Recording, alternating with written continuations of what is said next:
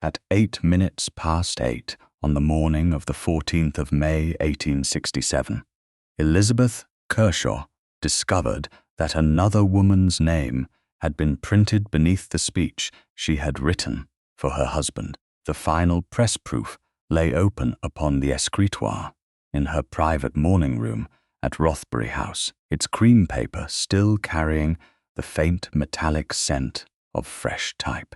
Beneath the title, where no acknowledgement had appeared on the corrected author's proof she had returned the previous morning, a new line had been inserted in smaller type, with the valued guidance of Lady Henrietta Calthorpe, Vice President of the Ladies' Committee.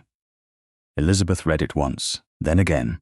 The walnut travelling inkstand at her elbow had been a gift from Nicholas during the first year of their marriage.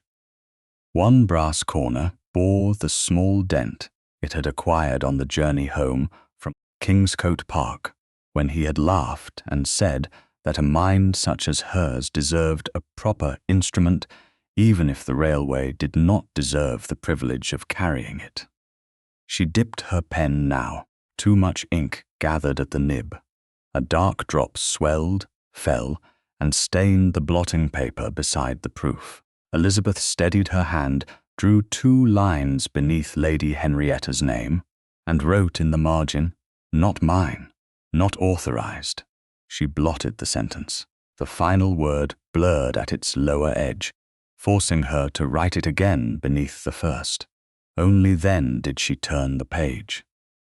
The contributor register paragraph was gone. She knew its position without searching.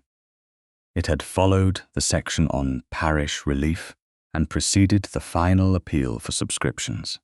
She had written that every report adopted for public use should record the person who supplied its facts and judgment, whether that person was a duchess, a schoolmistress, a parish visitor, a widow, or a clergyman's daughter. Gratitude directed only toward rank, she had argued, was not gratitude at all. It was concealment. In its place stood a shorter conclusion, praising unified committee service and the wisdom of experienced leadership. Elizabeth touched the cut edge of the thought, as though the missing paragraph might have left a physical wound in the paper. The corrected author's proof she had returned before 9 o'clock on the 13th May had contained the passage. It had contained no acknowledgement to Henrietta. Someone had altered both after Elizabeth's corrections and before this final press proof reached Rothbury House. A footman's knock sounded at the door. "His Grace, your Grace." Nicholas entered before she could close the portfolio waiting beside the desk. He wore a dark morning coat and carried the impatience of a man whose day had already divided itself among Parliament, committees, and the annual dinner at Willis's rooms. He stopped when he saw her seated with the proof. "You've begun without breakfast. The printer has begun without permission." He came nearer. His attention moved to the pages, then to her face. "Is there another error?" Elizabeth did not answer directly. "Will you hear the final passage?" Something in her tone made him remove his gloves. "Of course." She lifted the proof, but did not offer it. Nicholas stood on the opposite side of the escritoire, close enough that she could see the faint crease between his brows. Elizabeth read the surviving conclusion aloud. The language was hers, though the shape of the argument had been damaged by the missing paragraph. She kept her voice level through the final sentence. Nicholas did not interrupt. He watched her with the concentration he usually reserved for a difficult debate, his gaze holding hers each time she looked up from the page. For one brief moment, the room returned to what it had once been. He was the man who had asked her to read a state memoranda beside the fire. She was the woman whose mind he had listened to before listening became expectation. When she finished, Nicholas released a slow breath. Lady Henrietta has finally found the right language. Elizabeth set the proof down. Do you believe Lady Henrietta wrote that passage? She supplied the committee material. That was not what I asked. Nicholas looked at the page again. You polished it. I can hear that. Can you? Elizabeth, his voice softened, though not enough to become an apology. You always make an argument clearer than the people who bring it to you. She looked at the acknowledgement beneath the title. And whose argument do you believe this was before I made it clear? A second knock interrupted him. Bertram Talbot entered carrying a sealed message and a folded dinner program. He bowed first to Nicholas, then to Elizabeth. His expression remained composed until his eyes reached the proof. The smallest pause followed. A messenger from Westminster, Your Grace. The carriage is required earlier than expected. Nicholas broke the seal. While he read, Bertram placed the program on the desk. Elizabeth saw her own title printed 3 places from the principal table. Lady Henrietta's name appeared beside Nicholas beneath the words Principal Advisor to the Annual Address. Mr. Talbot, Elizabeth said, who authorized the alteration to this proof? His gaze moved toward the handwritten objection in the margin. The final press arrangements were made through the Society. Office, Your Grace. That is not an answer. The recording secretary is permitted to regularize committee language where necessary. Does regularizing committee language include adding a woman's name without the author's consent? Bertram's face did not change, but his fingers tightened once around the edge of the program. I understood. The acknowledgement reflected the ladies' committee's contribution. You understood incorrectly.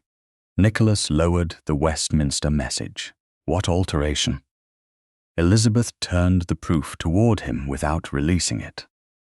Nicholas reached for the upper corner at the same moment. His fingers brushed hers. The contact was accidental and brief, but neither moved at once. His skin was warm from the gloves he had removed. Elizabeth remembered another morning, years earlier, when he had touched the ink on her fingers and laughed because she had marked his cuff. This time his gaze dropped to their hands, then rose to her face. She did not let go of the paper. Nicholas withdrew first. He read the inserted acknowledgement. Henrietta's name was not on the earlier version, nor was my contributor paragraph removed. His attention sharpened. When did you return your corrections? Yesterday morning. Bertram answered before she could continue. The printers required final copy before the dinner programs were completed. Elizabeth looked at him. Then they received my final copy. This is not it. Nicholas read the altered conclusion. His jaw tightened, yet the Westminster message remained in his other hand. A visible claim upon the next hour. We will settle this when I return. After you deliver it, the address cannot be withdrawn on the morning of the dinner. It can be corrected. Bertram glanced toward the clock. Your Grace, the carriage will be at the door within 10 minutes. The parliamentary committee expects you before noon. Nicholas looked from the message to Elizabeth. She saw the calculation pass through him. Duty, timing, reputation, and the assumption that whatever wounded his wife could be discussed safely after the public business was done. Keep the proof, he said. Do not allow any further changes through the Society office until I have seen them. Bertram bowed. Certainly, Your Grace. Elizabeth closed the proof inside the leather portfolio before Bertram could touch it. No further changes will pass through anyone. Nicholas met her eyes. He seemed about to say something more, but the hall clock struck the quarter hour. Elizabeth, wills speak tonight. Will we? He mistook the question for anger that would wait where he left it. Yes, he put on his gloves and turned toward the door.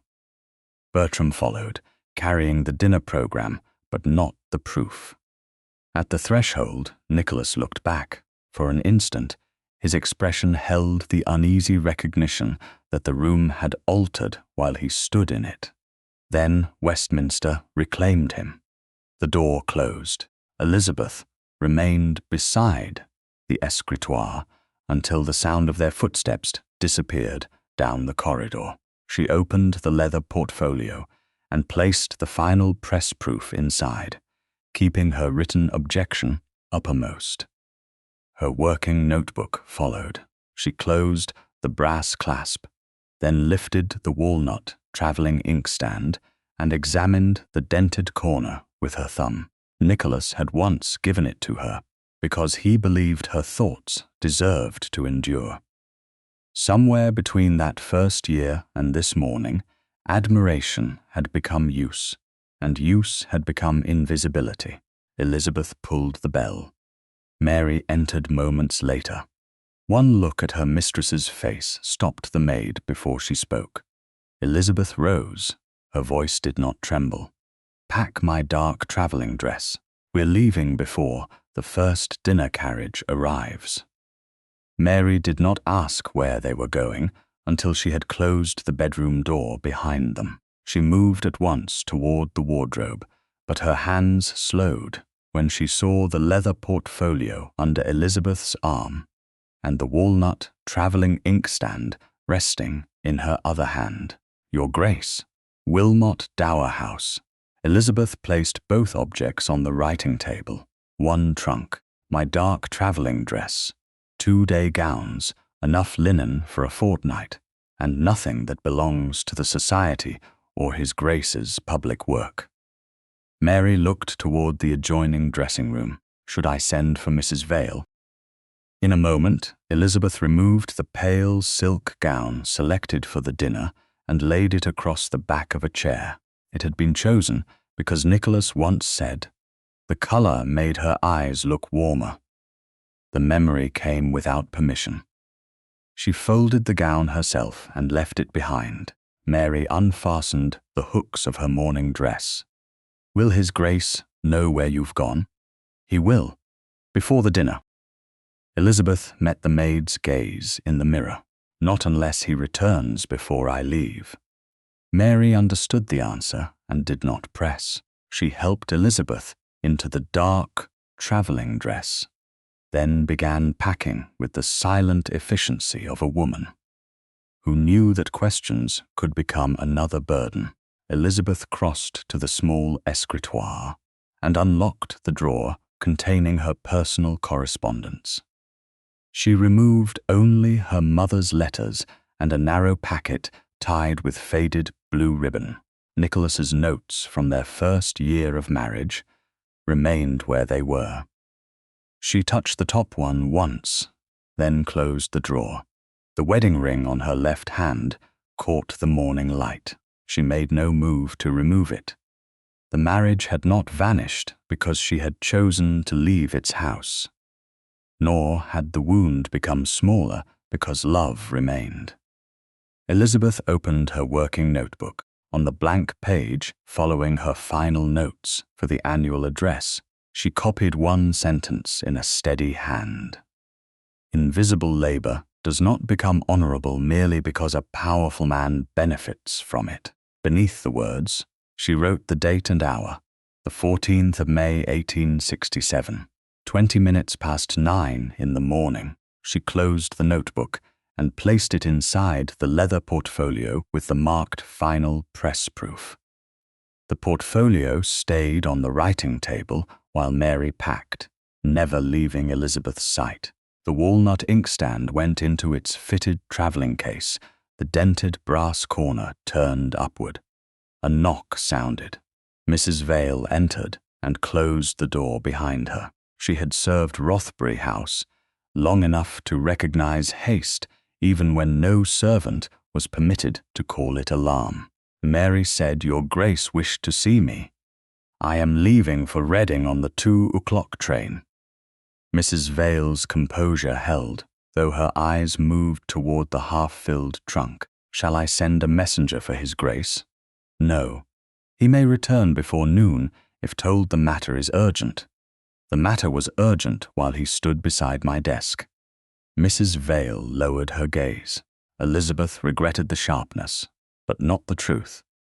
I need you to give him a letter when he returns, directly into his hand, not through Mr. Talbot, not through a footman, and not left upon his desk.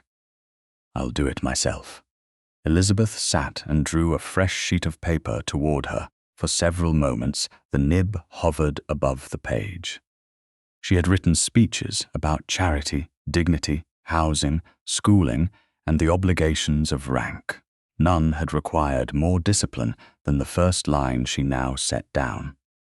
Nicholas, the address you will deliver tonight was written by me from its first sentence to its last. She told him about the corrected author's proof returned on the 13th of May, the final press proof delivered that morning, the removed contributor paragraph, and the false acknowledgement to Lady Henrietta. She did not accuse him of ordering the changes. She did not absolve him because he had not. She wrote that she had asked whose argument he believed the speech contained, and he had answered with haste rather than attention. She wrote that she would remain at Wilmot Dower House until the public record was corrected. She would not permit her departure to be presented as illness, feminine distress, or a domestic misunderstanding. Her hand paused only once above the final lines. I have spent 4 years making myself useful where I wished to be known. I cannot remain in this house tonight and listen for the carriage that returns you from thanking another woman for my work. I have loved you too long to remain where love requires me to disappear. Elizabeth signed her name, folded the letter, and sealed it with her own small signet. She handed it to Mrs. Vale, only to his grace. Mrs. Vale took it carefully. Yes, your grace. And the annual address papers in the blue cabinet are to remain untouched. No one is to send them to Mr. Talbot. I'll keep the cabinet locked. The key belongs to his grace's study ring. I am not taking it. Mrs. Vale looked at her then, fully understanding that Elizabeth was leaving the evidence she did not own and carrying only what she had written or what belonged to her. Will you require the Rothbury carriage? Only to Paddington. After that, it is to return here. The housekeeper hesitated. His Grace will come after you. Elizabeth looked at the sealed letter in Mrs. Vale's hands. He may come when he understands why I left, not merely because I left. By 12:30, the trunk was closed. Mary carried the travelling case containing the inkstand, while Elizabeth kept the leather portfolio against her side. A footman accompanied them downstairs. The entrance hall seemed larger, without the expectation that she would cross it that evening in silk and diamonds. No servant lined the walls. Mrs. Vale had spared her that spectacle. Elizabeth paused before the long mirror near the front doors. Her dark dress was plain, her bonnet untrimmed, her face composed. She looked less like a duchess departing in scandal than a woman keeping an appointment with herself. The carriage took them through Mayfair toward Paddington, beneath a high, colourless sky. London continued with offensive indifference. Carts moved. Shop doors opened. Gentlemen crossed streets with folded newspapers under their arms. Somewhere, printers were preparing programs for the dinner. Somewhere, Lady Henrietta's name waited beside Nicholas's. At the station, steam drifted beneath the iron roof and blurred the far platforms. A porter reached for the leather portfolio. I'll carry that, Your Grace. Elizabeth tightened her hold.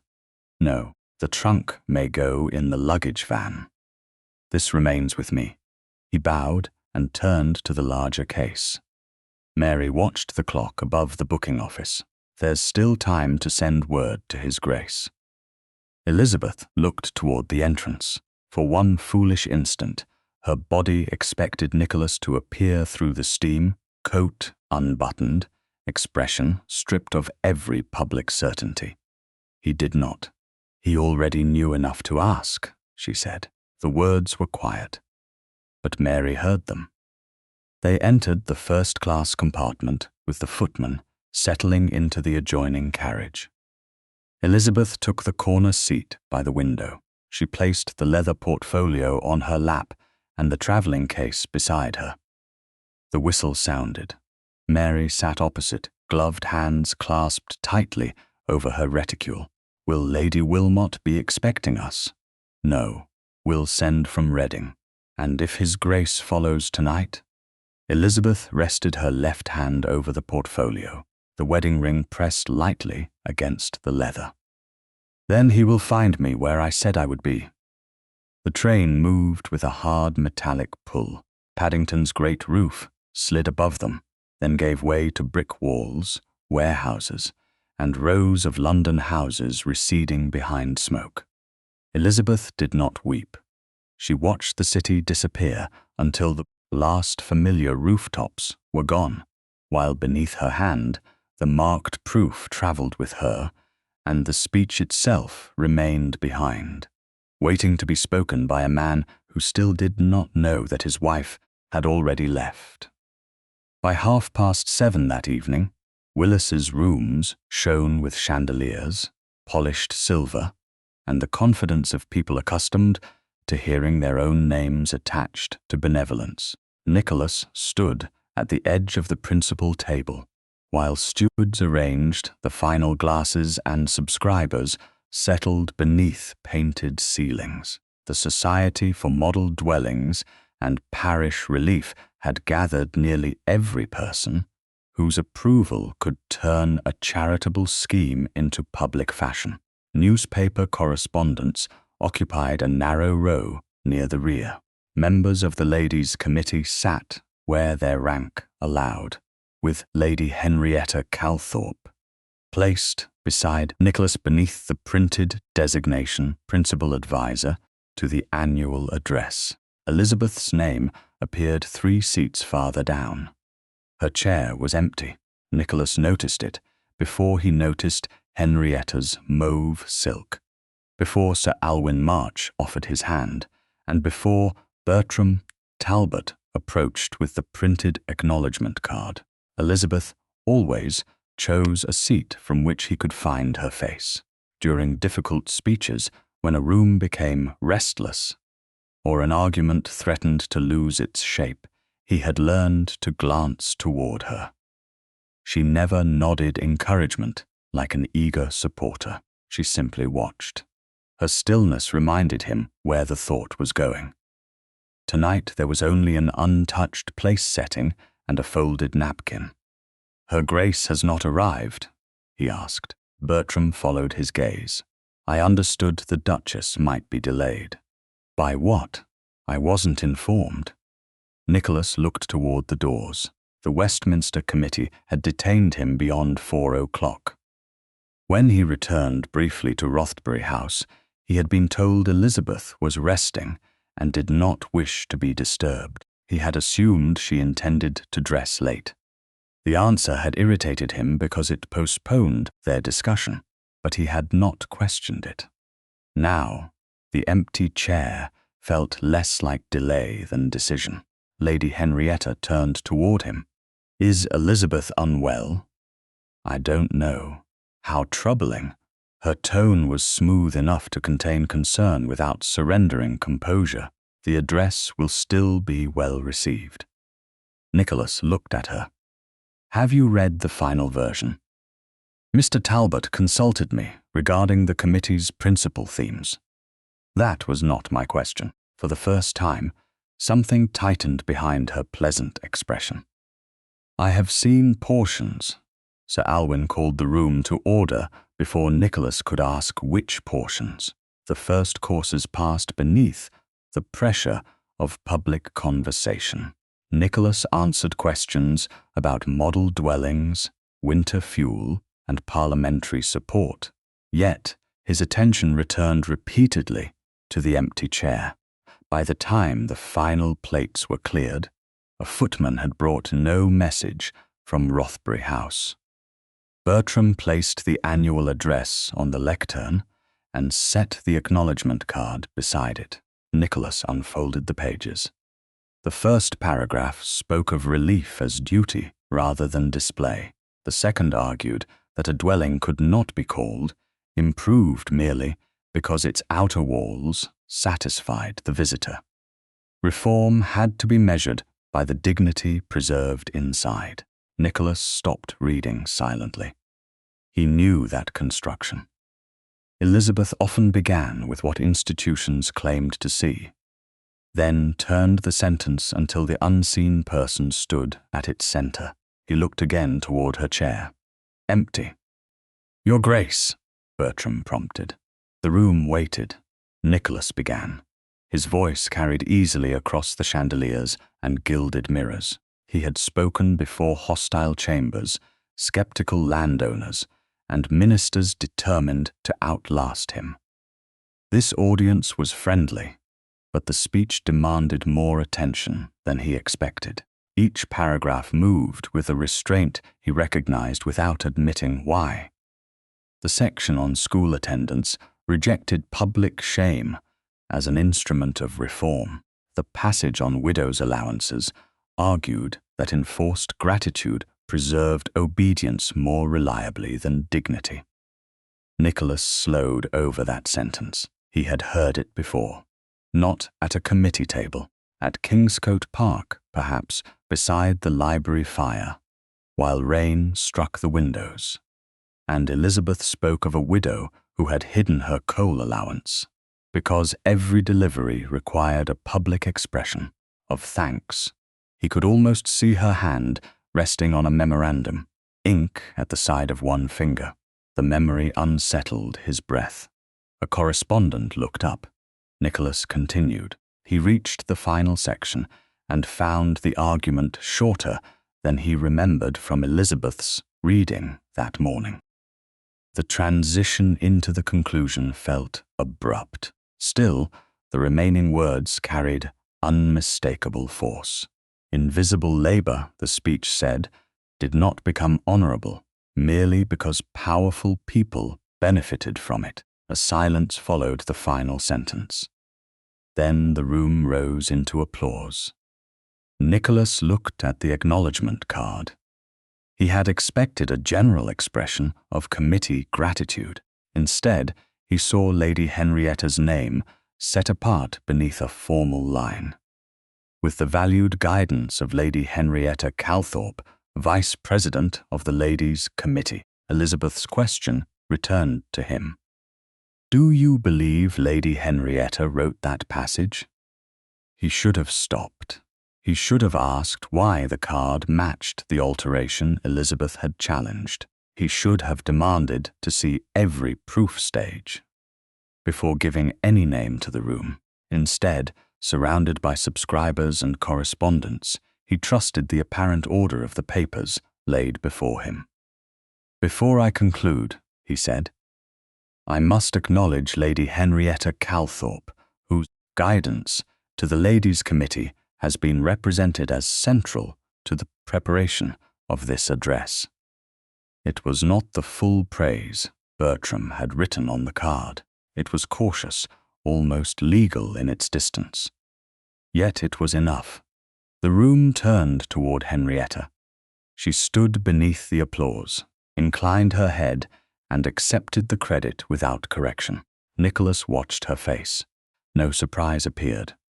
Bertram's gaze met hers for an instant across the table. The exchange was brief, but it carried understanding. The applause faded.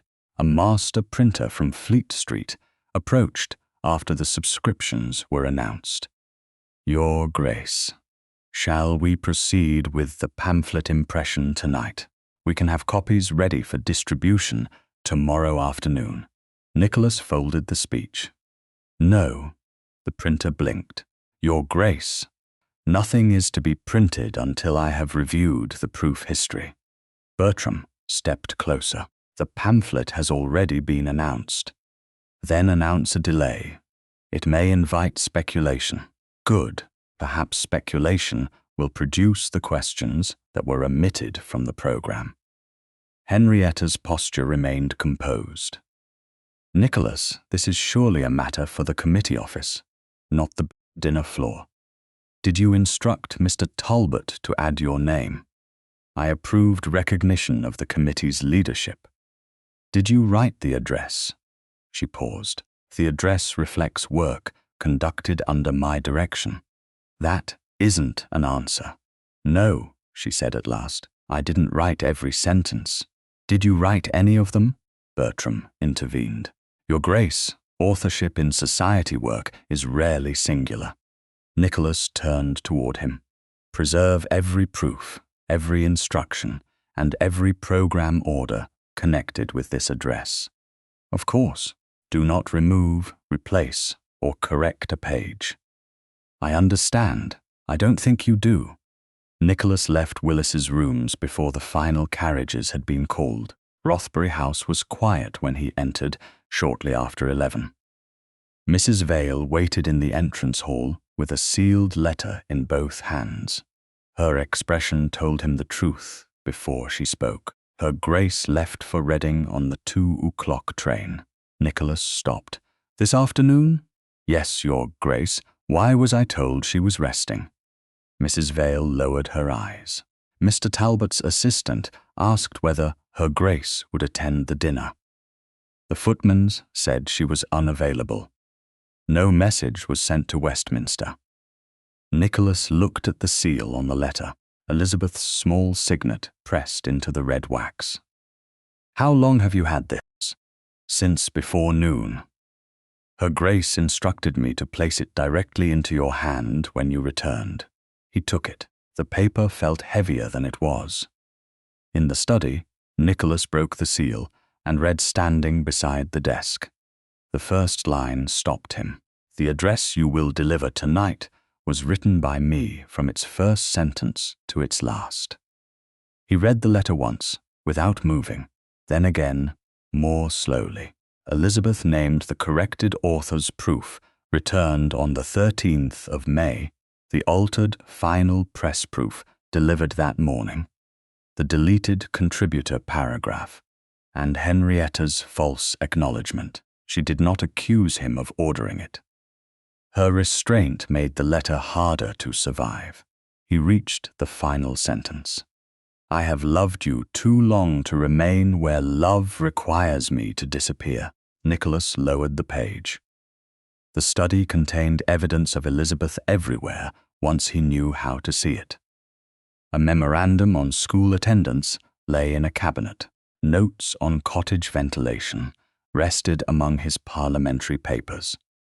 Her thought had entered his speeches so naturally that he had mistaken familiarity for common ownership.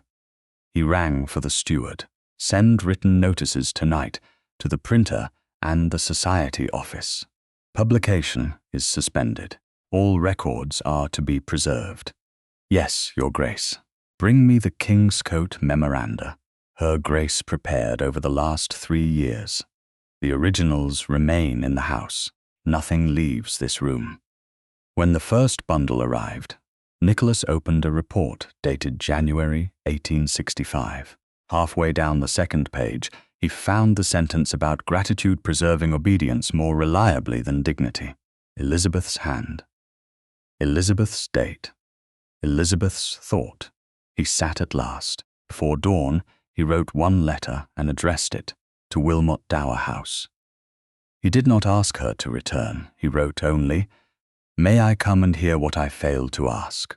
On the morning of the 16th of May, Nicholas travelled west from London beneath a sky the colour of unpolished silver, carrying no flowers, no jewels, and no argument prepared in advance. By the time the train reached Reading, he had read Elizabeth's letter so many times that the fold beneath her final sentence had begun to soften beneath his thumb. He did not read it again in the carriage to Wilmot Dower House. The words had already found the place in him where excuses could not follow. The house stood beyond a narrow sweep of lawn and old elms, dignified without display. Elizabeth's mother received him in the drawing-room with the composure of a woman who had spent years learning how to make anger obey good breeding. "Her Grace will see you," the Dowager Countess said. "The connecting door will remain open. Of course, you will not ask her to return with you today." Nicholas met her gaze. "I will not. And you will not treat her departure as illness, agitation, or a temporary feminine grievance." "No." The Dowager Countess studied him for another moment, then moved into the adjoining morning room, where she took a chair within sight but beyond easy hearing. Elizabeth entered through the opposite door. She wore a grey-blue day dress without jewels beyond her wedding ring. The leather portfolio was beneath one arm. Her working notebook lay inside it. The walnut travelling inkstand rested on a small table near the window, its dented brass corner turned toward the light. Nicholas rose. The distance between them was less than the length of the carpet, yet it felt wider than the journey from London. "Thank you for seeing me," he said. "You asked to hear what you failed to ask." "Yes." Elizabeth sat in a straight-backed chair. Nicholas waited until she indicated the chair opposite before taking it. He did not move closer. "Before you begin," she said, "tell me exactly what you said at Willis's rooms." There would have been mercy in softening it. He did not take it. "I said that Lady Henrietta's guidance to the Ladies' Committee had been represented as central to the preparation of the address." Elizabeth's face did not change, and she stood, "Yes," and accepted the applause. "Yes." "Did she correct you?" "No." "Did you?" Nicholas held her gaze. "Not before the room." The silence that followed was not theatrical. It was simply the space truth required when it had arrived too late. "I stopped publication," he continued. "I ordered the printer and society office to preserve every proof and instruction." "After you thanked her?" "Yes." "After I left?" "Yes." Elizabeth opened the portfolio and removed the final press proof. She kept it in her own hands. "This was delivered to me at 8 minutes past 8 on the 14th of May. Nicholas leaned forward slightly, then stopped. "May I look?" "You may look, you may not take it." She placed the proof on the table between them, but kept 2 fingers resting on its lower edge. Nicholas read the inserted acknowledgement. He saw her written objection. He turned 1 page only, after she permitted it, and found the abrupt conclusion where the contributor paragraph had been removed. "The corrected author's proof I returned on the 13th of May still contained the paragraph," Elizabeth said. "It contained no acknowledgement to Lady Henrietta." "Through whom did you return it?" "The society office. Mr. Talbot's messenger collected it before 9. Nicholas looked at the printed line again. "I should have stopped the speech." "Yes." The word landed without cruelty, because cruelty was unnecessary. "I recognized your language," he said. "At least, I recognized that I had heard it before, and yet you thanked her." "I trusted the papers placed before me.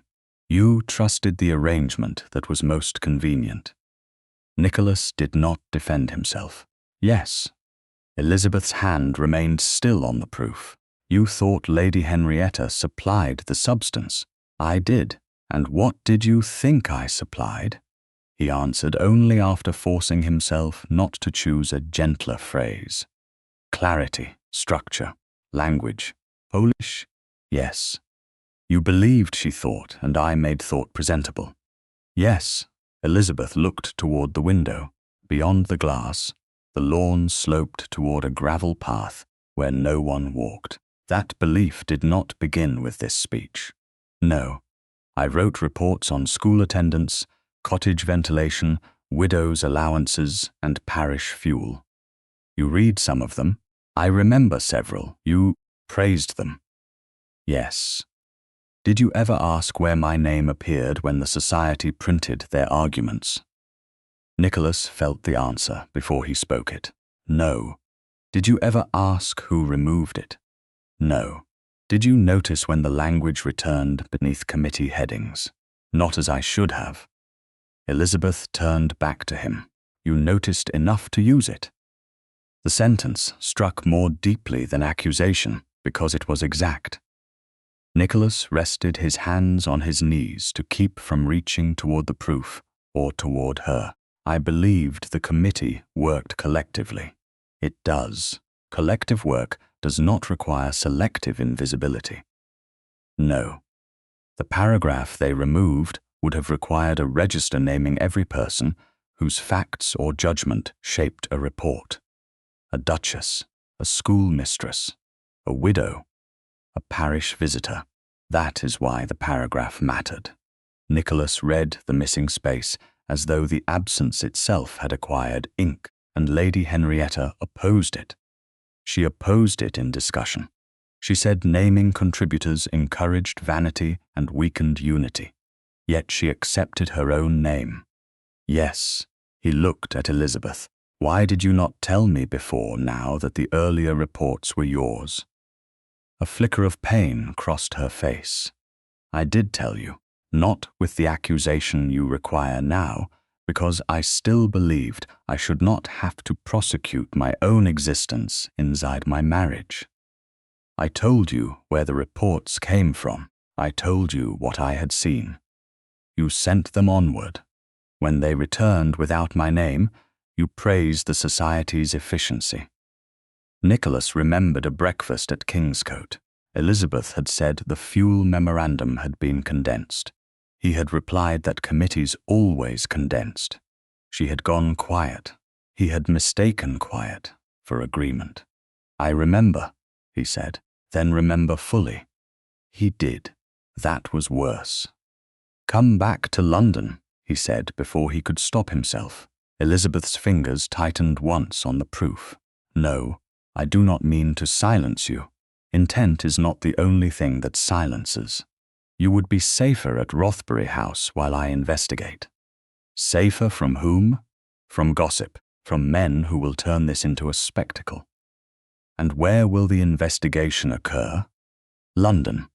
In your study, in the society office, behind doors where you may decide what is too damaging to say aloud. Nicholas heard the mistake as she revealed it. He had offered protection in the shape of control. You are right. Do not say that because it ends the argument. I am saying it because I was wrong. Elizabeth closed the proof and returned it to the portfolio. Public harm requires public correction. I will not return before that correction begins. What do you require of me? Preserve every record. Do not speak for me. Do not use our marriage, your regret, or your belief as proof that I wrote the address. I understand. Do you? The evidence must stand without my title. Yes. And whether you correct the record cannot depend on whether you are rewarded with my return. Elizabeth's expression changed by the smallest degree. Yes. Then I will correct it, whether you return or not. The room remained quiet. Nicholas saw her right hand tremble once as she refastened the portfolio clasp. The movement was so slight that another man might have missed it. He did not. He rose, then stopped beside the low table rather than approaching her. He removed one glove and opened his hand, palm upward. May I? Elizabeth looked at him. The question was not large enough to repair anything. That was why it mattered. She stood. After a moment, she placed only the tips of her fingers against his palm. Nicholas did not close his hand around them. He held still, feeling the warmth of her skin and the restraint that separated this touch from possession. Several breaths passed. Elizabeth withdrew first. He let his hand fall. "Begin with the printer," she said. "I will, and Nicholas." He looked at her. "Do not ask the printer whom he believed the author to be. Ask who gave the order, and when." Nicholas inclined his head. "I will ask exactly that." He put on his glove, bowed to the Dowager Countess in the adjoining room, and left Wilmot Dower House for the return journey to London.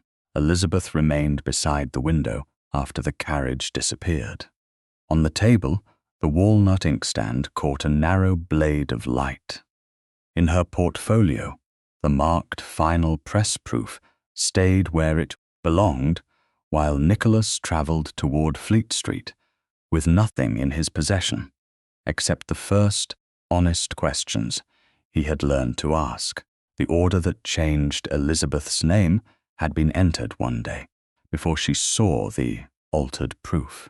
Nicholas learned that at 9:30 on the morning of the 17th May, in a Fleet Street printing house, where the air smelled of ink, damp paper, and hot metal, Mr. Mercer, the master printer, stood behind a high desk with the job day book open before him. Beside Nicholas waited Mr. Edwin Shaw, the Society's solicitor, holding a clean sheet on which every relevant entry would be recorded and witnessed. Nicholas had returned from Reading the previous evening and spent the night resisting the urge to fill every silence with conclusions. Elizabeth had given him one instruction: ask who gave the order and when. He began there. When did the corrected author's proof arrive? Mr. Mercer adjusted his spectacles and traced one thick finger down the page. Before 9 o'clock on the morning of the 13th, Your Grace. From whom? A society messenger brought it under Mr. Talbot's name. What did it contain? Mercer opened a flat proof packet tied with cotton tape. He did not hand it across the desk. This is the impression returned for correction.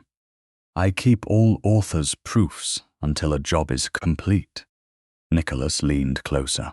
Elizabeth's markings appeared throughout the margins in a firm, dark hand. The contributor register paragraph remained near the end. There was no acknowledgement to Lady Henrietta. "May I read it here?" he asked. "Certainly. It must remain in the packet." Nicholas read the deleted paragraph in full. Every report adopted for public use should name the person whose facts, judgment, or labor supplied its substance. Rank did not create ownership. Anonymous service could not be called honorable when anonymity was imposed only upon those without influence. The passage was sharper than the shortened conclusion delivered at Willis's rooms. It also explained why someone had wanted it gone. "What happened after this arrived?" Nicholas asked. Mercer turned the daybook toward Mr. Shaw. At 11:30 on the 13th, Mr. Bertram Talbot came in person. "Not a messenger?" "No, Your Grace." "What did he require?" Mercer read from his own entry. Contributor registry passage withdrawn.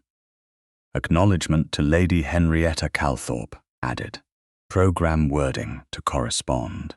Final press proof to Rothbury House by 8 the following morning. Nicholas kept his hands flat against the edge of the desk. Did he present a signed instruction? No. Did he claim authority? He said he was acting under the Ladies' Committee's editorial direction, and that the dinner program could not be delayed. Did he say who wrote the address? No, Your Grace. I understood it to be society copy. Did he mention the Duchess? Only that the corrections had been returned from Rothbury House. Mr. Shaw copied the entry exactly, then read it back. Mercer signed beneath the transcription. Nicholas looked again at Elizabeth's corrected author's proof, and the final press proof, delivered to Rothbury House at 8:08 on the 14th, according to the boy's return slip. The Duchess retains that proof. Then she has the altered impression. I have the corrected author's proof and the job record. Nicholas nodded. They remain in your custody. No one removes, replaces, or marks them. Mercer straightened. They won't leave my establishment except under my hand, Your Grace. Not even under mine. The printer's expression changed by the smallest degree. Respect, perhaps, or surprise. Understood.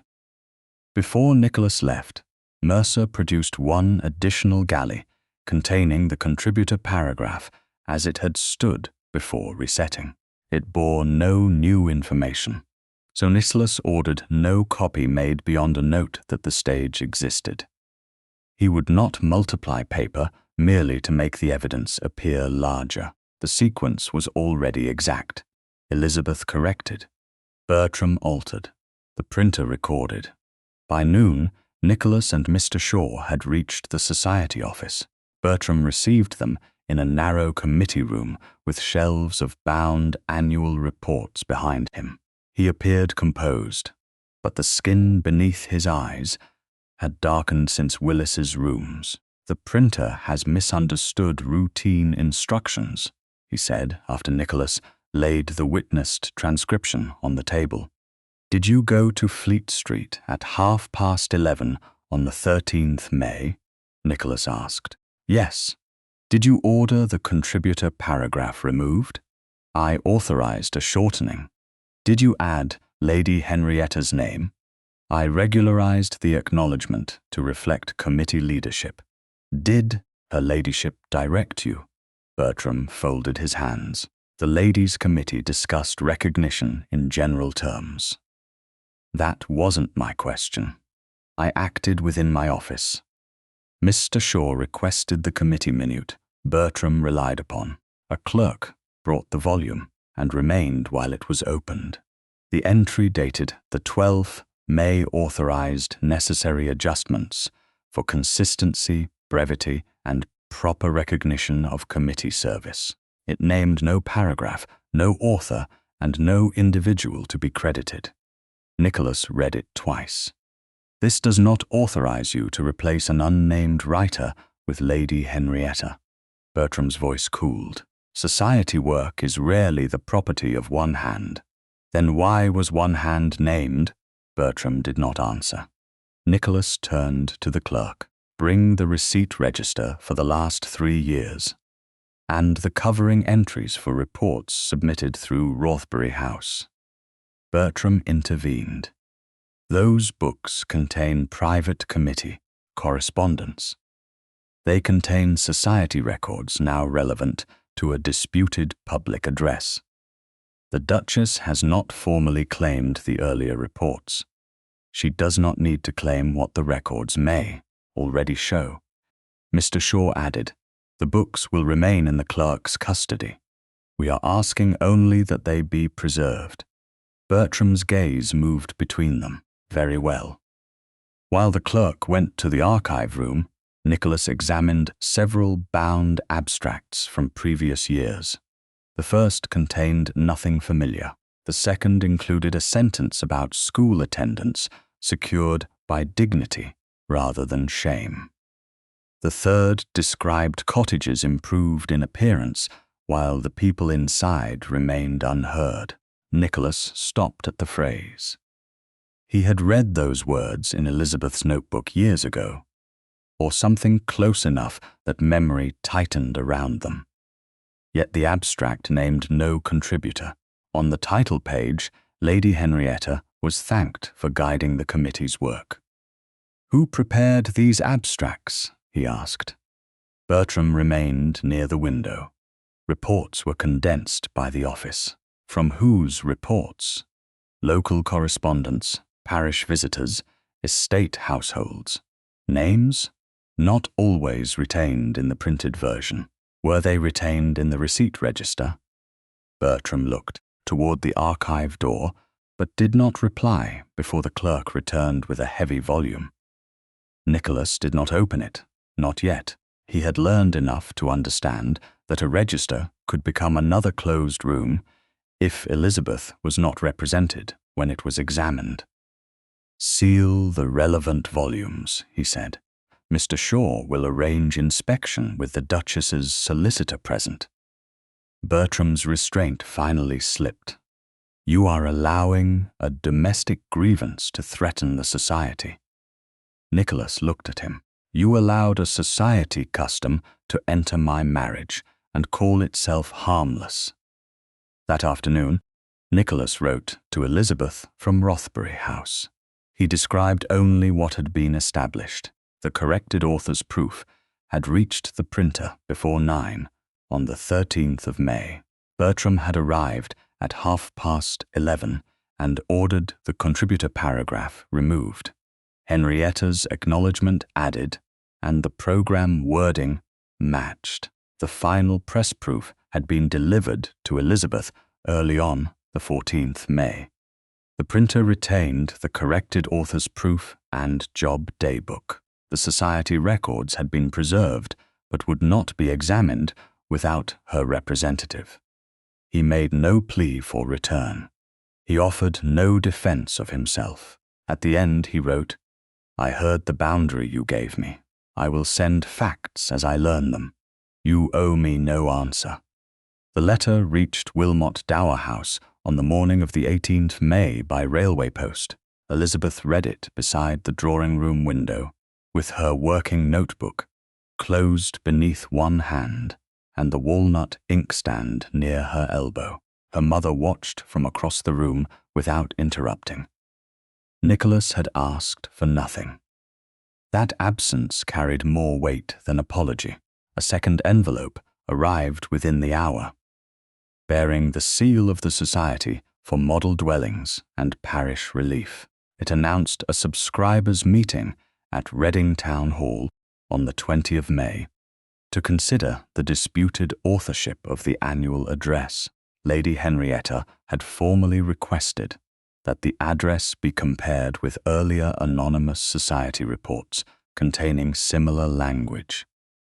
Elizabeth understood the attack at once. If the old abstracts had already absorbed her words, Henrietta would argue that Elizabeth had borrowed from the society rather than the society from her. She turned Nicholas's letter over and wrote on the blank final page, I will attend.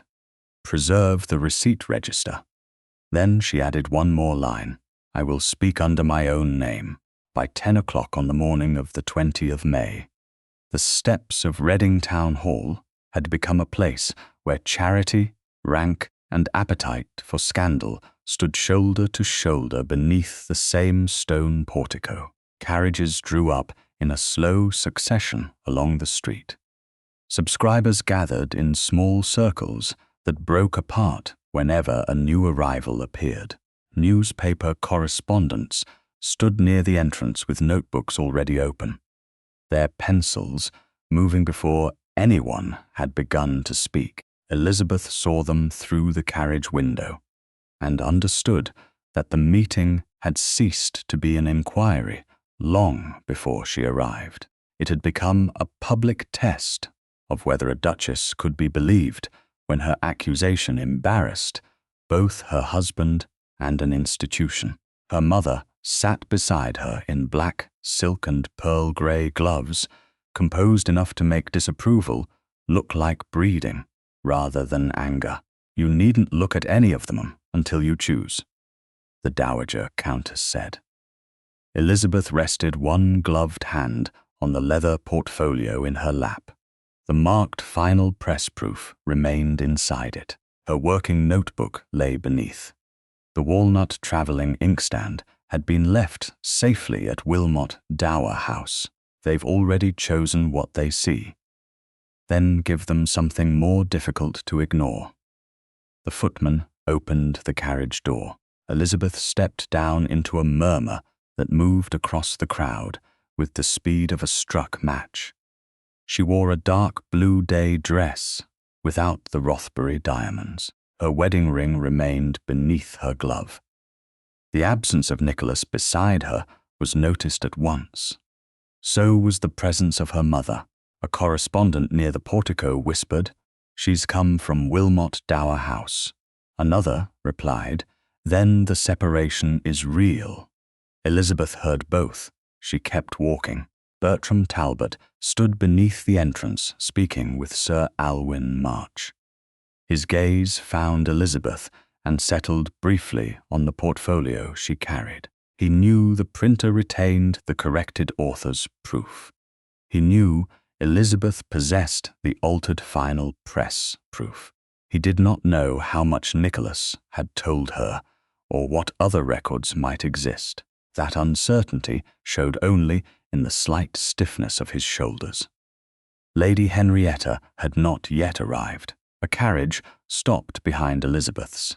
The murmur changed. Nicholas descended alone. He greeted the Dowager Countess first, bowing with the respect due her rank and the greater respect due the mother sheltering his wife, Lady Wilmot. "Your Grace." Her tone was perfectly courteous and no warmer than the stone steps. Nicholas turned to Elizabeth. For one moment, the crowd ceased to exist between them. His eyes searched her face, not for forgiveness, but for instruction. He did not reach for her. "May I walk beside you?" he asked. "You may." A gentleman near the center of the portico shifted deliberately into their path. His expression carried the satisfaction of a man who believed curiosity became respectable when phrased as concern. "Your Grace," he said to Elizabeth, "is it true this dispute is merely a domestic performance intended to increase interest in the Society's work?" Nicholas moved half a step closer, enough to prevent another patron from pressing against her, but he did not answer. Elizabeth looked directly at the questioner. "If you believe a wife must stage humiliation before her work is noticed, sir, the performance reflects poorly on more than the wife." The gentleman's smile failed. Several pencils moved along the wall. The crowd tightened as more arrivals entered beneath the portico. Nicholas glanced toward the doors, then back at Elizabeth. He extended his gloved hand, palm upward. "Only if you wish." She looked at the offered hand.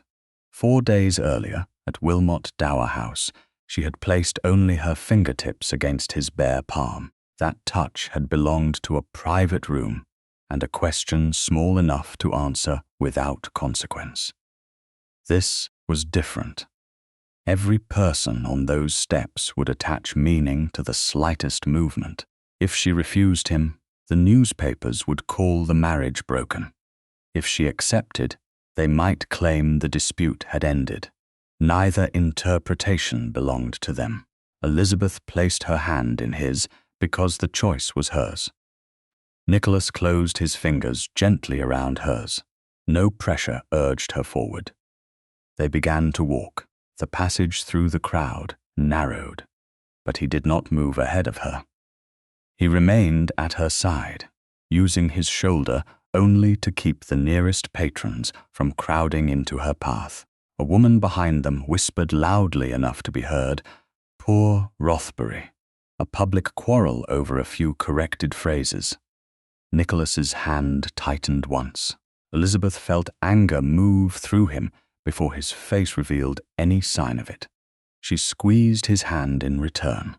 The gesture surprised them both. His gaze turned to hers. For one brief moment, reassurance passed in both directions. He was not the only one standing before judgment. Neither was she. They continued through the doors without releasing one another until the inner vestibule closed them away from the street. Only then did Elizabeth loosen her fingers. Nicholas let her go at once. The meeting chamber had been arranged with a long committee table upon a raised platform and rows of wooden chairs below. Sir Alwyn March consulted a printed agenda while Bertram distributed bound abstracts among the committee members. Nicholas remained near Elizabeth, but did not direct her toward a seat. "Where do you wish to sit?" he asked. "At the end of the platform, with my mother behind me." "Very well." He moved aside and allowed her to choose the place herself. Lady Henrietta entered through a side door moments later in pale mauve silk. Several patrons rose to greet her. She acknowledged them with practiced warmth, then inclined her head toward Elizabeth. "Your Grace, I'm relieved you came. Misunderstanding grows so quickly when people speak at a distance." "So does misattribution," Elizabeth replied. Henrietta's smile held. "Then we shall let the documents guide us." Bertram stepped to the lectern. The first matter concerns the authorship and editorial history of the annual address delivered by His Grace, the Duke of Rothbury. "Before you begin," Nicholas said, "Her Grace must be introduced accurately." Bertram paused. "Of course, the Duchess of Rothbury. Not merely by marital title." Nicholas's voice carried without effort. "Her Grace Elizabeth, Duchess of Rothbury, who claims authorship and will speak for herself." A stir passed through the room. Elizabeth looked at him. He did not return the look as though seeking approval. He had made space and then stepped out of it. Sir Alwyn nodded.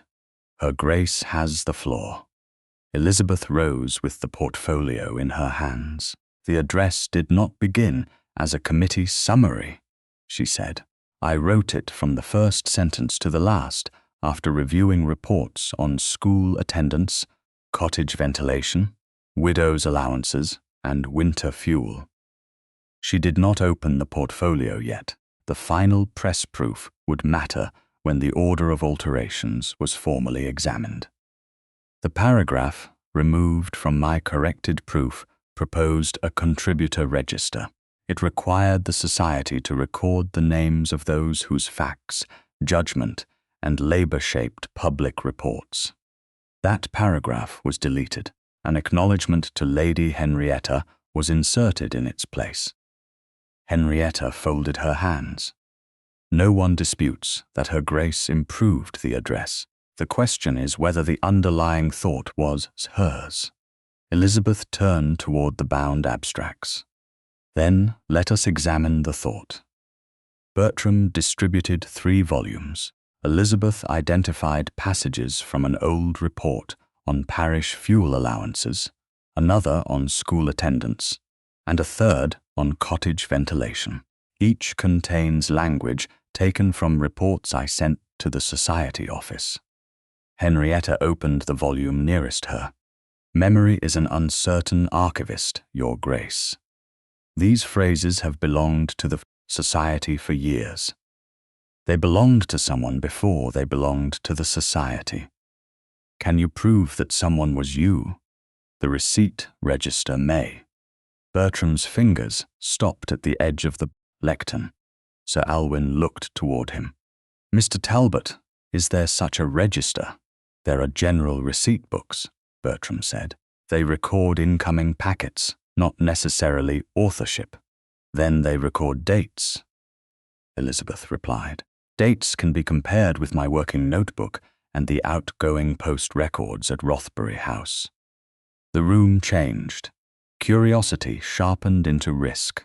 Henrietta reached for the oldest anonymous abstract before anyone else could speak. Perhaps comparison should begin with what is already printed. She opened the volume and read aloud a sentence about relief that demanded public gratitude, preserving obedience more reliably than dignity. It was Elizabeth's sentence. She had spoken it beside the fire at Kingscote Park, written it in her own hand, sent it through the Society office, and watched it disappear into an anonymous report. Henrietta lifted her eyes. This was printed more than a year before the disputed address. "Will Her Grace explain why her speech repeats the Society's language?" Silence moved across the chamber. Elizabeth felt every face turn toward her.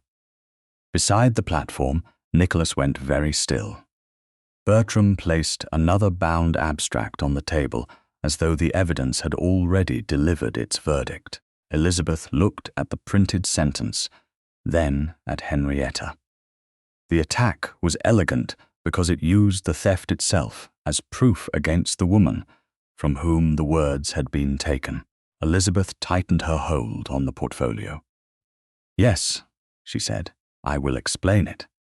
But first we must establish whose language the Society has been printing." The silence after Elizabeth's answer did not break at once. It settled over the chamber with the weight of a verdict not yet spoken, while the oldest anonymous abstract remained open beneath Lady Henrietta's hand. Every eye had moved from the printed sentence to Elizabeth, and every mind in the room had already begun arranging the easier explanation. The Society had published the language first. The Duchess had repeated it later. Therefore, the language belonged to the Society. Elizabeth placed the leather portfolio on the table before her, but did not open it. "The sentence Lady Henrietta has read appeared in a report I wrote on parish fuel allowances," she said. "I sent that report to the Society office before this abstract was printed." Henrietta inclined her head. "That is what your Grace remembers. It is what my working notebook records." Elizabeth removed the notebook from the portfolio and opened it to the dated entry. The page showed a first attempt, a crossed-out phrase, and the sentence in an earlier form. This was written at Kingscote Park on the 7th January 1865. A patron in the second row leaned forward, but a private date proves only that the date was written. "Exactly," Henrietta said. Her tone carried no triumph. That made the attack more dangerous. "No one suggests Her Grace has acted dishonestly. Memory can gather familiar language and return it to us as though it were original thought." A murmur moved through the subscribers. Someone whispered that Elizabeth had had nearly a week to prepare her notebook. Another voice answered that a duchess had no need to counterfeit phrases for attention. The first voice replied that rank created its own hungers. Sir Alwyn March lifted one hand. "The room will remain orderly." Elizabeth kept the notebook open. "A private record is not enough. That is why I asked for the receipt register." Bertram stepped away from the lectern with deliberate calm. "The register does not assign literary authorship. It records incoming packets by date, broad subject, and committee classification. Then it can still establish whether my packet reached the Society before the abstract was printed. If the packet can be identified, it can be compared with the outgoing post volume at Rothbury House." Bertram's expression did not alter, but his gaze flickered toward Nicholas. Nicholas saw it. He remained where Elizabeth had told him to stand. Henrietta closed the abstract and opened a second volume. "This is not an isolated resemblance," she said. "The school attendance report contains the argument that shame may compel presence but cannot create trust. The address delivered by His Grace repeats the same principle. The cottage paper speaks of improved walls that leave the inhabitant unheard. Again, the speech follows the Society's established language." She looked toward the correspondence. If the Duchess has long assisted her husband, she may naturally have absorbed the language of the institution he serves. Elizabeth felt the insult in its full design. Her years of work were being turned into proof that she had listened too closely to men who had printed her words without her name.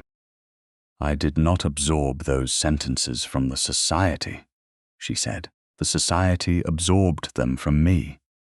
Bertram placed 3 bound abstracts side by side. "That is a serious claim against more than one officer. These reports passed through committee review. They were shortened, arranged, and approved collectively. Collective handling does not erase origin, nor does origin necessarily create sole ownership. Then, why was Lady Henrietta named alone?" The room shifted. Henrietta's fingers rested lightly on the volume before her. "Because I was responsible for committee direction. Did you write the fuel report? No. The school report? No. The cottage report? No. Did you visit the widow whose coal allowance required a public expression of thanks? Henrietta's gaze cooled. That is not the point. It is precisely the point. Elizabeth looked across the room, not at Nicholas. The society wishes to describe labor as collective only when the laborer asks to be named. When praise is offered, suddenly one visible person may receive it. A correspondent wrote the sentence quickly. Sir Alwyn turned toward Bertram. Can the receipt register be produced today, not in a forms suitable for immediate public examination? Why not? The entries cover years of private committee correspondence. Some names are omitted. Some packets contain multiple memoranda. An untrained reading could create false conclusions. Then trained readers may examine it, Elizabeth said, with both solicitors present. One subscriber rose without waiting to be recognized. This inquiry has already become a family quarrel conducted through society records. His Grace is naturally inclined to support his wife. The public may not distinguish loyalty from proof. Nicholas answered before the insult could settle on Elizabeth. My loyalty is not evidence. His voice was quiet, but every person heard it. The records must stand without it. Henrietta turned toward him. Yet the Rothbury household books remain under your authority. They will be opened under neutral supervision, and if they show only that your house forwarded committee material, then that is what they will show. Elizabeth looked at him. He had not promised an outcome. He had promised access. The distinction mattered. Bertram gathered the abstracts into a neat stack. No resolution should be attempted while the evidence remains incomplete. I propose that the meeting adjourn and that Her Grace withdraw from direct public discussion until the records have been reviewed. Several patrons nodded. The suggestion sounded reasonable because its harm had been polished smooth. Nicholas looked toward the correspondence, then at the room where whispers had already transformed accusation into likelihood. He stepped forward. A private adjournment is necessary. Elizabeth should return to Wilmot Dower House while the documents are examined. I will ensure no conclusion is issued before then. Elizabeth turned to him slowly. He saw the error only after the words had left him. No, she said. The room has already decided what it wishes to believe, Nicholas replied, lowering his voice. Staying exposes you to judgment before we can answer it, and leaving permits them to say I could not. I am asking for time. You are asking for silence. I am trying to protect you from a public verdict built on incomplete records by removing the woman whose name has already been removed. The sentence reached every corner of the chamber. Nicholas stopped. His instinct had been to close the doors, control the records, and return with a safer result. He had mistaken containment for protection again. Elizabeth closed her notebook. Private rooms are where my work has always lost its name. No one whispered now. Nicholas's face changed, the certainty leaving it all at once. You are right, he said. I should not have asked you to withdraw. Elizabeth turned to Sir Alwyn. I formally request that this matter be placed before the annual general meeting at Exeter Hall on the 31st of May. I request examination of the Society Receipt Register, the relevant Rothbury outgoing post volume, the corrected author's proof held by the printer's job day book, and the anonymous abstracts now being used against me. I request that each object remain with its present custodian until the hearing. I also request the right to speak before any man answers on my behalf. Sir Alwyn looked toward the committee members. The request is properly made. Bertram's voice sharpened. 11 days is insufficient to review years of correspondence. Then begin with the 3 reports already placed before us, Elizabeth said. Henrietta rose. You understand that Exeter Hall will not be a protected domestic setting. Patrons, subscribers, and the press will hear every weakness in your claim. That is why I chose it. And if the records do not prove authorship, then I will bear that consequence under my own name. Nicholas stood several paces away, his regret visible but restrained. The Rothbury records will be made available, he said, under the Duchess's conditions. Sir Alwyn called for a referral vote. Enough hands rose to carry it. The clerk entered the decision into the minutes, while the room watched Elizabeth gather her notebook and portfolio.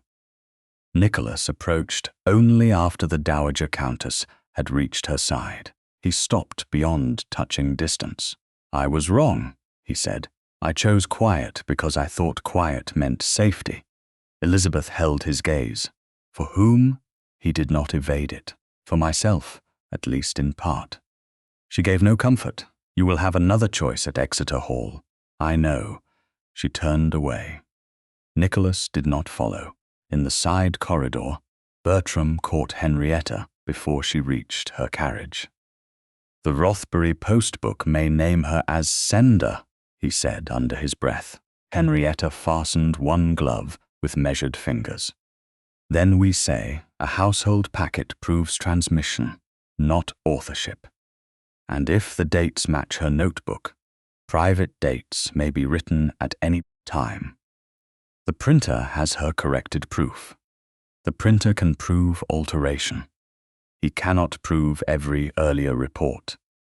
She looked toward the chamber doors, through which Elizabeth had just passed. We do not need to prove she wrote nothing. We need only make certainty appear impossible. By evening, Nicholas was back at Rothbury House. The steward placed 3 outgoing post volumes on the long library table, each closed and sealed beneath fresh wax in the presence of Mr. Shaw. Nicholas stood before them with the keys to the archive drawer in his hand. One turn would have opened the first book. One private glance might have answered the question before Elizabeth's solicitor arrived. He set the keys on the table instead. No seal is to be broken without Mr. Finch present, he said. Every page examined is to be entered on a schedule. No volume leaves the steward's custody. The steward bowed.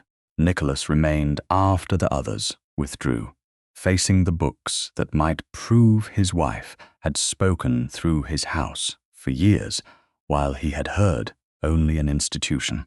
This time, having the power to open the record was not the same as having the right. The first name to vanish was not Elizabeth's. It was the word sender. On the morning of the 20th May, Mr. Edwin Shaw met Mr. Calder Finch at Rothbury House, where the steward placed one sealed outgoing post volume upon the long library table and broke the wax in their presence. Nicholas stood at the far end of the room. He did not touch the book.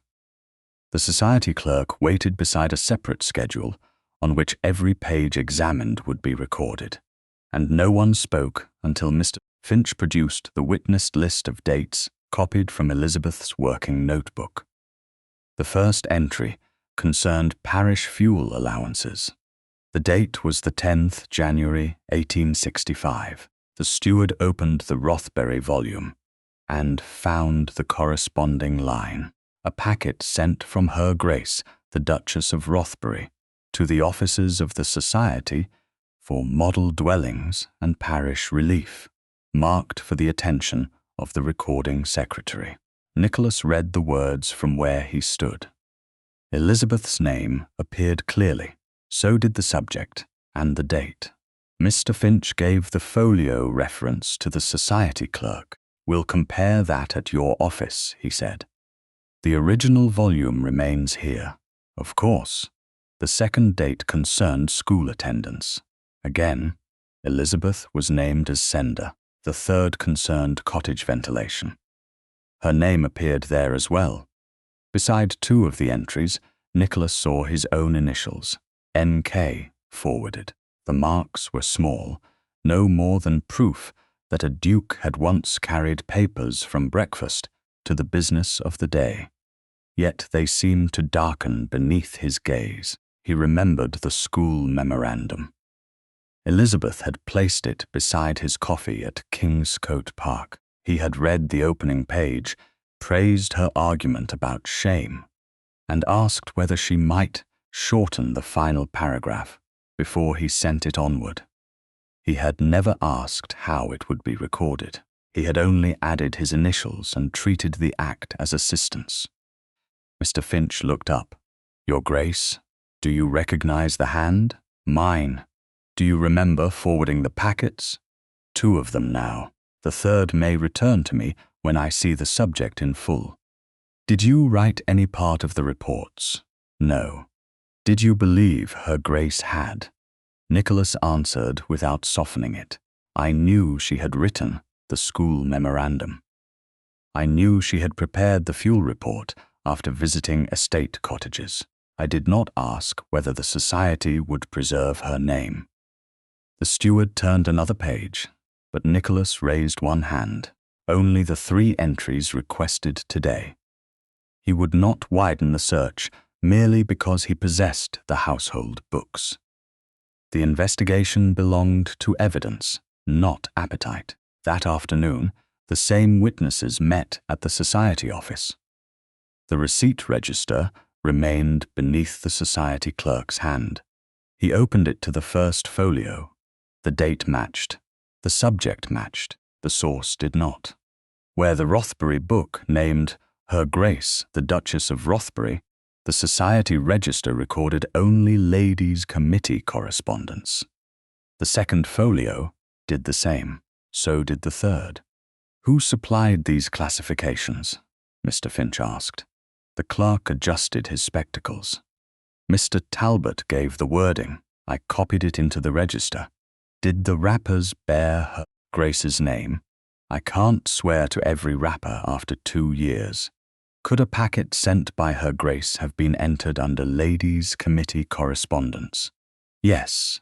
"Was that usual?" The clerk hesitated. "For material expected to be condensed into committee reports?" "Yes." Mr. Shaw asked for the corresponding anonymous abstracts. The archivist placed 3 bound volumes on the table, one at a time. No book left his custody. In the fuel abstract, the sentence about gratitude preserving obedience more reliably than dignity appeared 4 weeks after Elizabeth's packet had been received. In the school report, the argument about shame and trust followed her packet by 6 weeks. In the cottage abstract, the phrase about improved walls, leaving the inhabitant unheard, appeared after the 3rd folio. The records did not yet prove every sentence or every motive. They proved a repeated movement. Elizabeth's name entered the sequence at Rothbury House. Her packets entered the society under the same dates and subjects. Then her name disappeared before publication. Nicholas looked at the 3 folios and felt the cruelty of their ordinariness. No forged seal, no torn confession, only a classification written often enough that erasure could call itself routine. Mr. Shaw placed the printer's witness transcriptions beside the schedule. "The later alteration is separate," he said.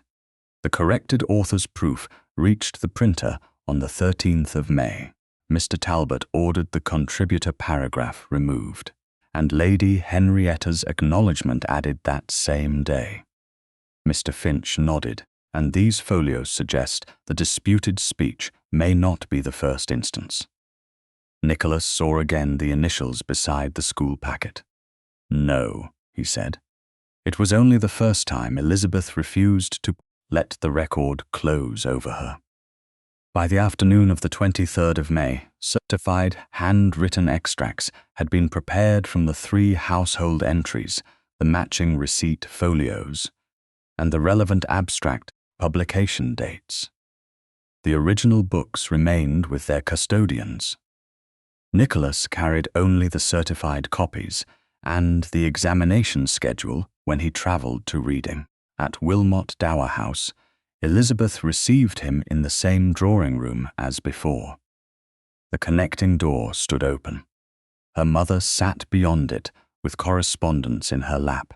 Elizabeth's leather portfolio rested beside her chair.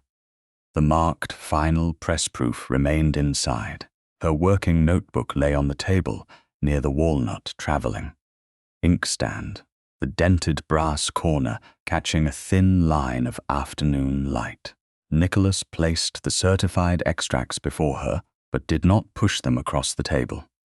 "The dates align," he said. "3 packets left Rothbury House under your name. The same dates and subjects appear in the Society Register under Ladies' Committee correspondence." The abstracts were printed afterward. Elizabeth picked up the first extract, and the folio numbers, they match exactly. She opened her notebook to the fuel report. The page held crossings out, an observation about the widow's hearth, and the earlier form of the disputed sentence. She compared it with the certified dates, then moved to the school memorandum. 3 reports, she said. 3 that can be established cleanly. There may be more. There are more. Nicholas nearly said he believed her. He stopped himself. The records establish these. We will let the rest establish themselves. Her eyes lifted to his. A small measure of tension left her shoulders. Yes. He remained standing until she indicated the chair opposite. "My initials appear beside 2 packets," he said. "I forwarded them. Did you remember? The school report, once I saw the date, you had spoken with a teacher who refused to shame children over worn boots." Elizabeth's fingers paused on the notebook. "Mrs. Ellison, yes. And the fuel report. You came back from the cottages, angry enough to speak quietly. You thought I was tired. I thought many convenient things." He looked at the 3rd extract. "The ventilation report is still incomplete in my memory. I remember dust on your hem. I remember saying the committee would appreciate the figures. I don't remember asking who would be named." Elizabeth closed the notebook halfway. "You remember more than you did at Willis's rooms." "I remember because the records have made forgetting less comfortable." He did not ask her to comfort him. He described the society classifications, the clerk's explanation, and the limits of what had been proven. He did not claim Henrietta had personally ordered every earlier omission. He did not treat Bertram's classifications as evidence of her motive. "At Exeter Hall," Elizabeth said, "we must distinguish what we can show from what we suspect." "We will. You won't say, lady, Henrietta stole every report." "No. You won't say your recognition of my style proves authorship. And you won't make your initials into repentance before they are evidence." Nicholas accepted the rebuke. "They prove only that I forwarded what you wrote and failed to ask what happened next. That is enough." The late afternoon clock sounded from the hall. Nicholas gathered the certified papers. "I should leave. The last convenient train won't wait for me." He rose and reached for his gloves. Elizabeth watched him turn toward the door. He had brought facts without asking for gratitude. He had admitted his connection without converting shame into a demand for tenderness. Before caution could close the moment, she stood and touched 2 fingers to his sleeve. Nicholas stopped at once. He did not cover her hand or move closer. "Stay," Elizabeth said. "Tell me which of those mornings you remember." He looked at her, and the restraint in his face made the distance between them feel chosen rather than empty. "All right." He returned to his chair. Elizabeth withdrew her hand and opened the notebook again. Together, they reconstructed the beginnings of the 3 reports. One remembered conversation at a time. Near dusk, a messenger arrived from London with a sealed note addressed to Nicholas. Bertram Talbot offered to name Lady Henrietta as the source of the alterations in a private statement. In return, Elizabeth must withdraw her demand for the public hearing at Exeter Hall. Nicholas refused Bertram Talbot's condition before the messenger had finished repeating it. "Tell Mr. Talbot that Her Grace will not surrender a public hearing in exchange for a private accusation," he said. "If he has something truthful to say, he may say it before witnesses." The messenger bowed and withdrew, carrying the answer back toward London. Elizabeth stood beside the small table at Wilmot Dower House, one hand resting near her open notebook. The late light had thinned across the drawing-room, and her mother remained in the adjoining room. With the connecting door open, Nicholas folded Bertram's note and placed it among the certified extracts he had brought from the record inspection. "He may be lying," Elizabeth said. "Yes, or telling part of the truth early so that the rest appears less deliberate. Yes, then don't let his confession become the evidence. The records must remain the evidence." Nicholas met her gaze. "They will." He gathered the papers and left for the evening train without asking whether his refusal had pleased her. 2 days later, on the 25th May, Bertram sat in a private committee room at the Society offices with Sir Alwyn March, Mr. Edwin Shaw, Mr. Calder Finch, Nicholas, and a clerk appointed to record the interview. Bertram had dressed with his usual precision, but strain showed in the set of his mouth. The printer's witnessed transcription had already placed him at Fleet Street on the 13th of May. The receipt register tied his classifications to the missing names. He could no longer hope to deny action. His remaining choice was to describe himself as subordinate rather than architect. "No protection has been promised," Mr. Shaw said. "Do you understand?" "Perfectly." "No assurance of continued employment?" "None." "No society reference?" "None." Bertram glanced toward the clerk's pen. "I ask only that my cooperation be entered fully into the minutes." Sir Alwyn gave a curt nod. "It will be entered with everything else." "Then I will speak plainly." Bertram folded his hands. Lady Henrietta wanted the contributor register paragraph removed. She believed it would encourage every local correspondent to demand personal recognition and weaken the authority of the Ladies' Committee. Mr. Finch asked, "Did she say this before the corrected author's proof reached the printer?" "Yes." "And the acknowledgement naming her?" "She believed visible leadership required visible credit." "Did she instruct you to add it?" Bertram hesitated. "She told me the address needed a recognized source of authority, and that His Grace would accept the wording if the program and final press proof agreed." Nicholas spoke from near the window. "Why did you obey?" Bertram's expression tightened. "Because I expected the alteration to pass without challenge. Because the Society had long treated reports as collective property once received, and because Lady Henrietta had discussed recommending me for a proposed Metropolitan Improvement appointment." Sir Alwyn's face hardened. "Was that appointment guaranteed?" "No." "Then you altered a public address for the prospect of patronage." "I acted within a custom already established." Mr. Finch leaned forward. "Established custom did not require you to replace one woman's name with another."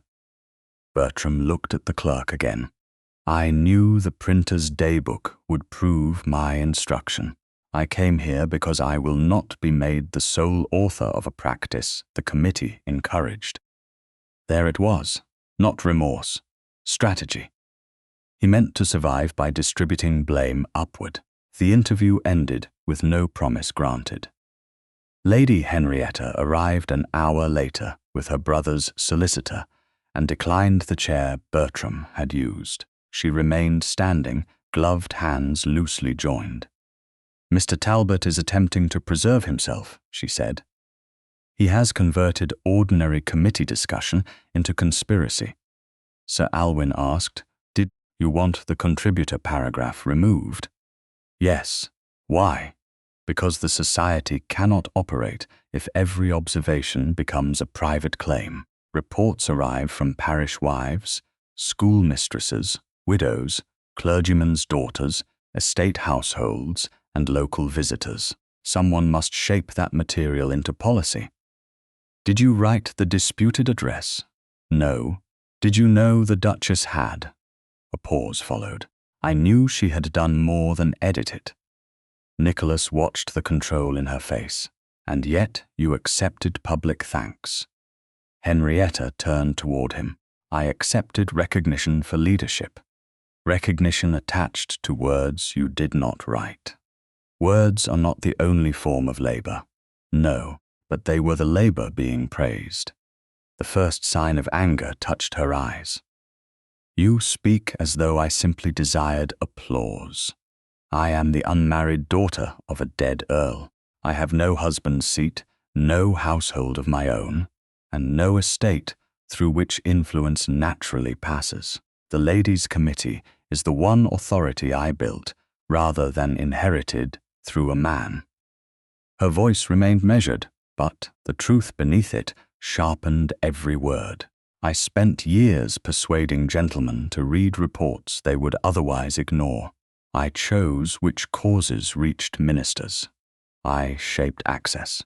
Do not tell me that has no value because Elizabeth formed better sentences." Elizabeth was not present, but Nicholas heard how carefully Henrietta had arranged the hierarchy. Anonymous women supplied facts. Henrietta supplied visibility. The system required the first group to remain unnamed so that the second could appear indispensable. A contributor register would have shown where the thought began. Nicholas said, "It would have made leadership impossible." "No," he replied, "it would have made leadership honest." Henrietta's expression cooled. Honesty is a word powerful men discover when secrecy no longer serves them.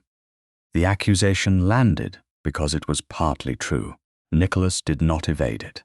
"My failure doesn't make your conduct innocent. No, it makes it believable." She faced the witnesses. His Grace forwarded his wife's work, praised it, used it, and never asked whose name survived. The society did what he had already permitted inside his own house. "Elizabeth has accused the society," Nicholas said, "and me." Henrietta's gaze flickered. She had expected defense, not admission. Before the interview ended, Nicholas formally withdrew from every society decision concerning the inquiry. Sir Alwyn and the solicitors would preserve statements and records without reference to his wishes. By evening, political allies had gathered at Rothbury House. One advised placing the entire blame upon Bertram. Another urged Nicholas to protect the Calthorpe family from disgrace. Lord Sedgecombe suggested that Elizabeth be credited as a contributor while the address remained society work. "You could preserve your marriage and your influence," he said. "There is no need to turn private neglect into public self-indictment." Nicholas looked toward the shelves where Elizabeth's memoranda had stood for years. "Private neglect became public the moment I used her words before a room." On the 26th May, he travelled again to Wilmot Dower House. Elizabeth received him in the garden room, where the windows stood open upon a narrow terrace. Her mother remained visible at the far end, reading correspondence. Nicholas sat beside Elizabeth on the settee, leaving a measured space between them. Their shoulders were close enough that each movement altered the air, but neither reached across it. He gave her a complete account of both interviews. He did not conceal Henrietta's accusation. When he finished, Elizabeth asked, "Was she wrong?" "Not entirely. About the society, about me." Nicholas rested his hands together. "I could speak before hundreds without fear. I could challenge a minister, defend a measure, or hold a hostile room. Then I came home and found you had already given shape to the thought I couldn't express." Elizabeth looked toward the terrace. "You once asked how I reached those conclusions." "I did. Then you stopped because I began to depend on the answer." His voice lowered. "I kept one of your school memoranda on my desk for an entire night because I couldn't improve the final sentence. By morning, I had convinced myself that admiration was enough. If I called your mind a gift, I didn't have to admit how much of my public certainty rested upon it." Elizabeth's hands remained folded in her lap. She did not comfort him. "That explains the distance," she said. "It doesn't excuse it." "No, and loving what I gave you is not the same as loving me well." Nicholas absorbed the words without defense. No. The silence between them held no softness yet, but it was honest. "What will you do now?" she asked. "Issue a public statement before Exeter Hall. I will name you as the author. I will state that I benefited from your anonymous work, that I publicly credited Lady Henrietta without verification, and that my rank helped the false account appear trustworthy. Your allies will oppose it. They already have. It may damage your reform work. Then the damage belongs in the record." Elizabeth turned toward him. Love remained between them, but neither used it as pardon. Nicholas rose when the clock struck 4. "I'll send you the statement before it is published," he said. "Every word concerning you will be yours to correct." That evening at Rothbury House, he dismissed the waiting political letters, opened a plain sheet of paper, and wrote the first sentence in his own hand. "Her Grace Elizabeth, Duchess of Rothbury, wrote the annual address, delivered under my name on the 14th of May. He continued until the statement named not only Bertram's alteration and Henrietta's false credit, but his own repeated acceptance of work whose source he had failed to protect. When it was finished, Nicholas signed his name without title beneath it. By noon on the 28th of May, Nicholas's statement had passed through 3 hands and pleased none of them. Lord Sedgecombe called it political self-destruction. Sir Alwyn March warned that several subscribers might resign. Mr. Shaw read it twice and said only that every factual assertion could be supported by the preserved records. Nicholas accepted that as the nearest thing to approval he expected to receive. He had written the notice without the shelter of elegant ambiguity. It stated that Elizabeth had composed the annual address delivered at Willis's Rooms. It stated that he had publicly credited Lady Henrietta Calthorpe without verifying authorship. It stated that earlier reports written by Elizabeth had entered society publications anonymously while he benefited from their arguments, and failed to ask how her work had been recorded. It promised neutral access to the relevant Rothbury outgoing post volume, and confirmed that he would resign as principal patron until the annual general meeting had considered the evidence. Most dangerously, it did not describe Nicholas as merely deceived. "Remove the 4th paragraph," Lord Sedgecombe said, standing before the study fire with the draft in his hand. Talbot altered the proof. "Lady Henrietta accepted credit. That is scandal enough. There is no need to confess that your household forwarded the earlier material. There is every need. You are inviting the newspapers to call you negligent." They won't require an invitation. And what of the reform measure? What of the landowners who follow your lead because they believe your judgment sound? Nicholas looked toward the shelves where Elizabeth's memoranda had stood for years. Then they should know where part of that judgment came from. Lord Sedgecombe lowered the page. This is not statesmanship. It is penance. It is a correction. It will be read as weakness. Nicholas met his gaze. Then let it be read. After the last adviser left, Nicholas sealed the draft and sent it by express railway messenger to Wilmot Dower House with a short note. Every word concerning you is yours to alter. Nothing will be released until you return it. The papers reached Elizabeth late that afternoon. She read them in the drawing room with her mother near the window, and the walnut travelling inkstand beside her elbow. Her working notebook lay closed beneath one hand. The marked final press proof remained secured inside the leather portfolio upstairs. Nicholas's statement contained no flowers, no private plea, and no suggestion that public honesty entitled him to her return.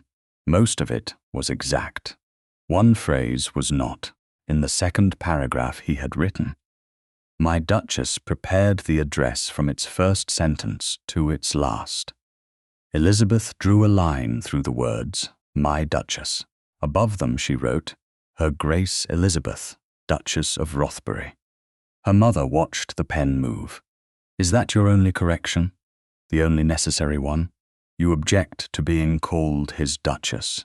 I object to being named as evidence of his possession in a statement meant to restore my authorship." The Dowager Countess considered this and nodded. Will he understand? He must. Elizabeth read the remainder again. Nicholas had not treated his belief as proof. He had not called the matter a misunderstanding between husband and wife. He had admitted that his rank made false credit appear trustworthy. The admission carried a public cost greater than any apology offered in private. Elizabeth wrote beneath her correction, "Publish this version." She then copied the altered sentence onto a telegraph form so the exact wording could reach London before evening. The marked paper would follow by railway post. By 7 o'clock, Nicholas had the telegram in his hand. Her Grace Elizabeth, Duchess of Rothbury. Not my Duchess. He read the distinction once and understood it completely. He sent the corrected statement to the principal newspapers and to every subscriber who had received notice of the Exeter Hall meeting.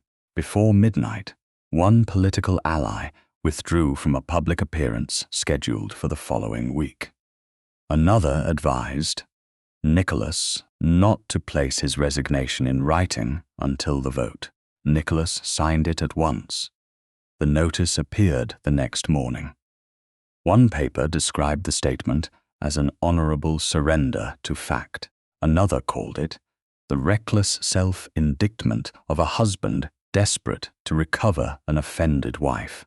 Lady Henrietta's supporters whispered that Elizabeth had forced the Duke to shame himself in order to strengthen her own position. Two political allies postponed meetings. A third sent word that appearing beside Nicholas before Exeter Hall would be misunderstood. Nicholas answered none of them with complaint. At 5 o'clock that afternoon, Elizabeth arrived in London after travelling from Reading with Mary and a footman. She did not return to Rothbury House. Her mother's Brook Street residence had been prepared for her, but no room had been arranged, as though the stay were temporary. Her trunk went upstairs. The leather portfolio remained in Elizabeth's hand until she locked it inside the escritoire in her bedchamber. The working notebook and walnut inkstand went to the writing table beside it. Nothing crossed into Nicholas's possession. He called the following morning, sending his card before entering, despite being her husband. The Dowager Countess received him in the front drawing room and remained in the adjoining room once Elizabeth came downstairs. Nicholas stood when Elizabeth entered.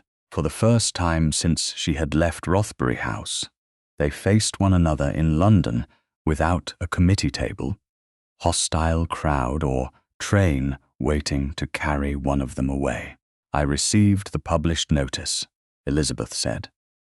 "Your correction was right," he replied. "I should not have written my Duchess. You have said it before without meaning ownership. I know. This time, meaning wasn't enough. The wording was wrong." Elizabeth studied him. He looked tired, but he had not arranged his fatigue as persuasion.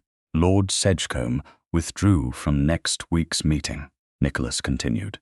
"2 other men have asked not to be named among my supporters until after Exeter Hall. Do you regret publishing it?" "I regret that truth required so much repair." "That isn't the same answer." "No." He held her gaze. "I don't regret publishing it." The certainty in his voice was quiet. That made it harder to dismiss. "Lady Henrietta's friends say I compelled you," Elizabeth said.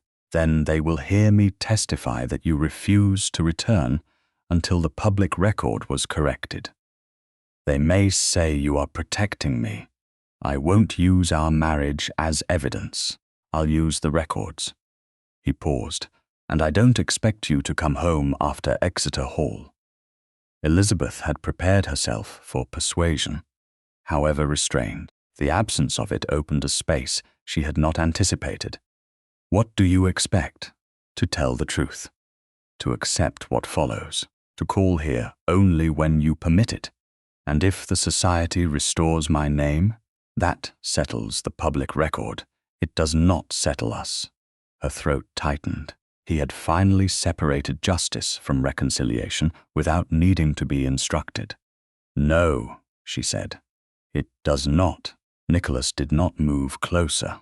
"I resigned the patronage this morning. Sir Alwyn will preside without reference to my wishes. That will cost you influence. Influence that depends upon silence should cost me more." The words were not polished. They were better for it. Elizabeth remembered the man who had once given her an inkstand because he admired her mind, and the husband who later relied upon that mind while allowing its source to disappear. Both men stood before her now. Neither erased the other. She crossed the room before caution could turn the moment into another negotiation. Nicholas remained still as she placed her arms around him. For one heartbeat, he did not respond. She felt the restraint in his body. The question he did not speak because she had already answered it by choosing the embrace. Then his arms came around her carefully. He held her without pulling her closer than she had come. The familiar warmth of him struck with almost unbearable force. Elizabeth closed her eyes, not because the wound was gone, but because for the first time his accountability had reached her before his need. Nicholas's breath trembled once against her hair. He said nothing that might burden the moment with a promise. Elizabeth stepped back when she was ready. His hands fell away at once. "This is recognition," she said, "not complete forgiveness. I know. It is not agreement to return. I know that too." She looked at him, seeing relief held beneath discipline. "It means you chose the truth when it cost you standing." Nicholas inclined his head. "Then I won't ask it to mean more." A servant entered with a sealed communication from Exeter Hall. The disputed address had been placed first on the agenda for the annual general meeting on the 30th May. Lady Henrietta had submitted formal notice of her defence. She would argue that all anonymous contributions, once received and edited, became the society's collective property by custom. Elizabeth read the notice and placed it on the table between them. Then custom will have to answer for itself, she said. On the morning of the 30th of May, the front drawing room of the Dowager Countess's Brook Street residence had been turned into a chamber of papers, witnesses, and limits. Elizabeth sat beside Mr. Calder Finch at a long table cleared of ornaments. Across from them, Mr. Edwin Shaw represented the society. Sir Alwyn March occupied the chair nearest the hearth, while the Rothbury steward stood by the window with the relevant outgoing post volume secured beneath his arm. The society clerk kept one hand upon the receipt register. Nicholas remained near the mantel and did not take the highest chair in the room. Elizabeth noticed that before she noticed anything else, her leather portfolio rested beside her, the marked final press proof still inside. The working notebook lay on the table before Mr. Finch, ready to be wrapped and sealed only after she approved the conditions. The corrected author's proof and printer's job daybook remained in Mr. Mercer's custody at Fleet Street. The anonymous abstracts remained with the society archivist. Nothing had been gathered into one powerful man's possession merely because the meeting concerned his wife. Sir Alwyn unfolded a packet of notices. The proposed resolutions were circulated to subscribers on the 27th, he said. The notice period is sufficient under the Society's rules. A quorum is expected tomorrow. The annual general meeting may correct publications, remove committee officers, dismiss salaried staff, and appoint a review committee. It may not complete the review of earlier reports in a single afternoon, Elizabeth said. No, Sir Alwyn replied. That matter will be referred to a neutral subcommittee with access to the records. And the subcommittee members? None will be chosen from the present Ladies' Committee leadership. Elizabeth nodded. The distinction mattered. Public justice could not mean replacing one closed room with another. Mr. Finch opened his writing case. We must agree upon the order in which the papers will be laid before the meeting. Elizabeth spoke before anyone else. My notebook first. It shows language in development before publication. Mr. Shaw nodded. Then the Rothbury outgoing post entries. Then the matching society receipt folios, Elizabeth continued. Then the anonymous abstracts. After that, the corrected author's proof held by the printer, followed by his job daybook entry of 13 May. The final press proof last, because it shows what reached me the following morning and what I rejected in writing. Nicholas watched her arrange the evidence without once looking to him for confirmation. And his Grace, the society clerk asked. Every gaze moved toward Nicholas. Elizabeth answered. He speaks after I finish. Yes, Nicholas said, he will permit his forwarding initials to be read aloud. I will. He will not say his. Recognition of my style proves authorship. I won't. He will not soften the fact that he forwarded my reports without asking how the society recorded them. A faint tension moved through his face, but it was not resistance.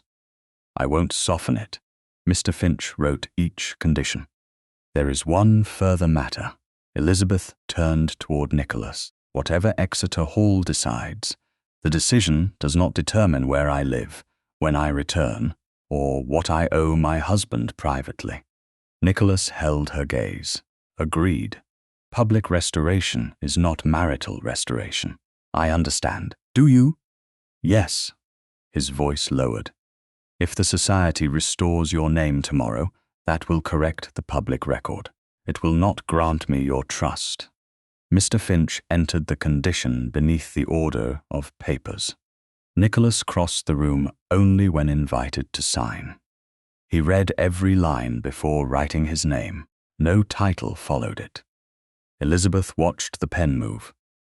Once that hand had placed initials beside her packets and sent them onward without asking what happened next. Now it bound him not to control the truth those same initials would expose.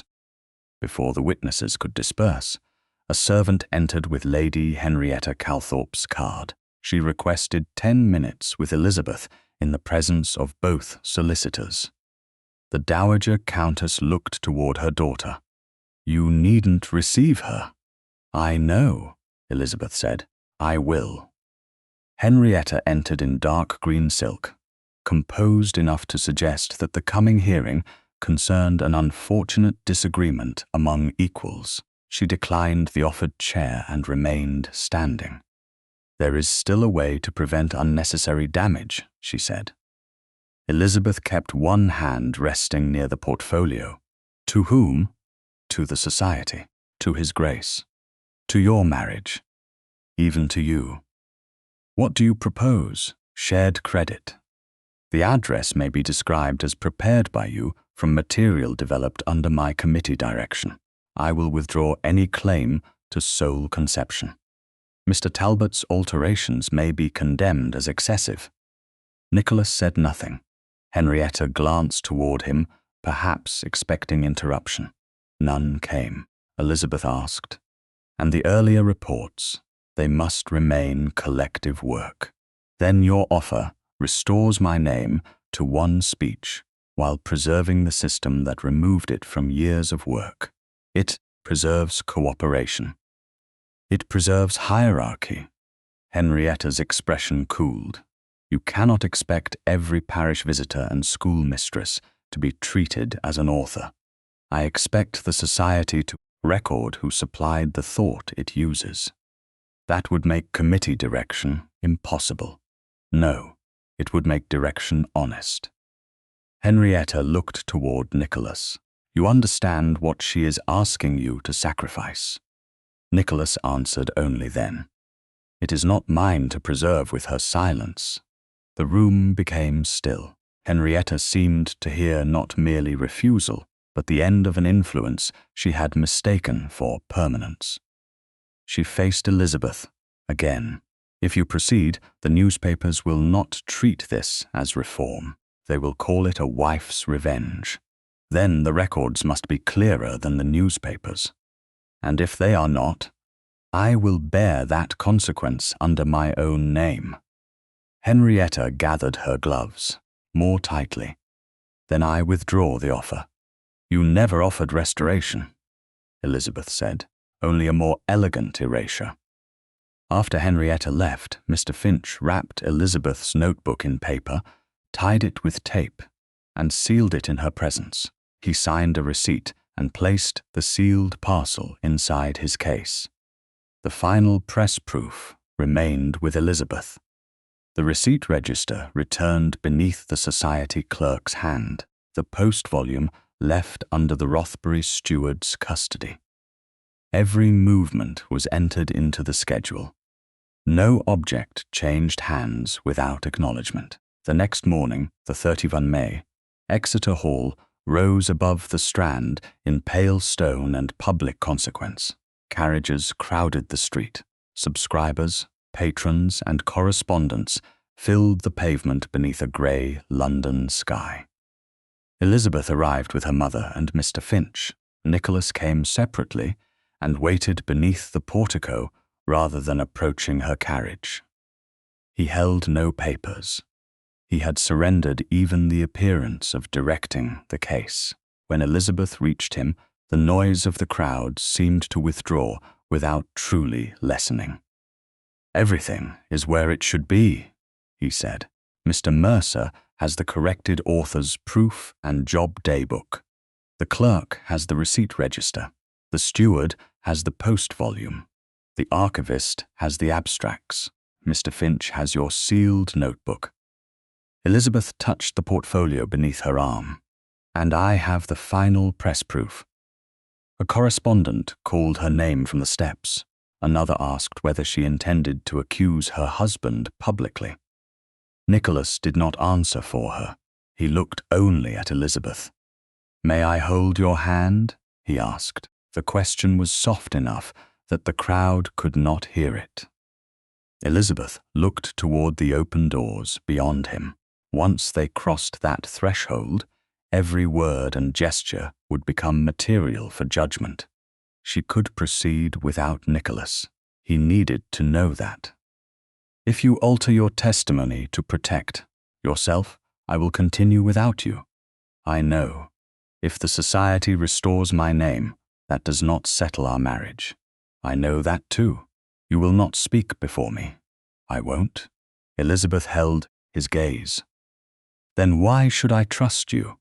Nicholas answered without rank, persuasion, or promise. Because you don't have to. That is why I will do exactly as you asked. The restraint in his face carried more weight than any vow.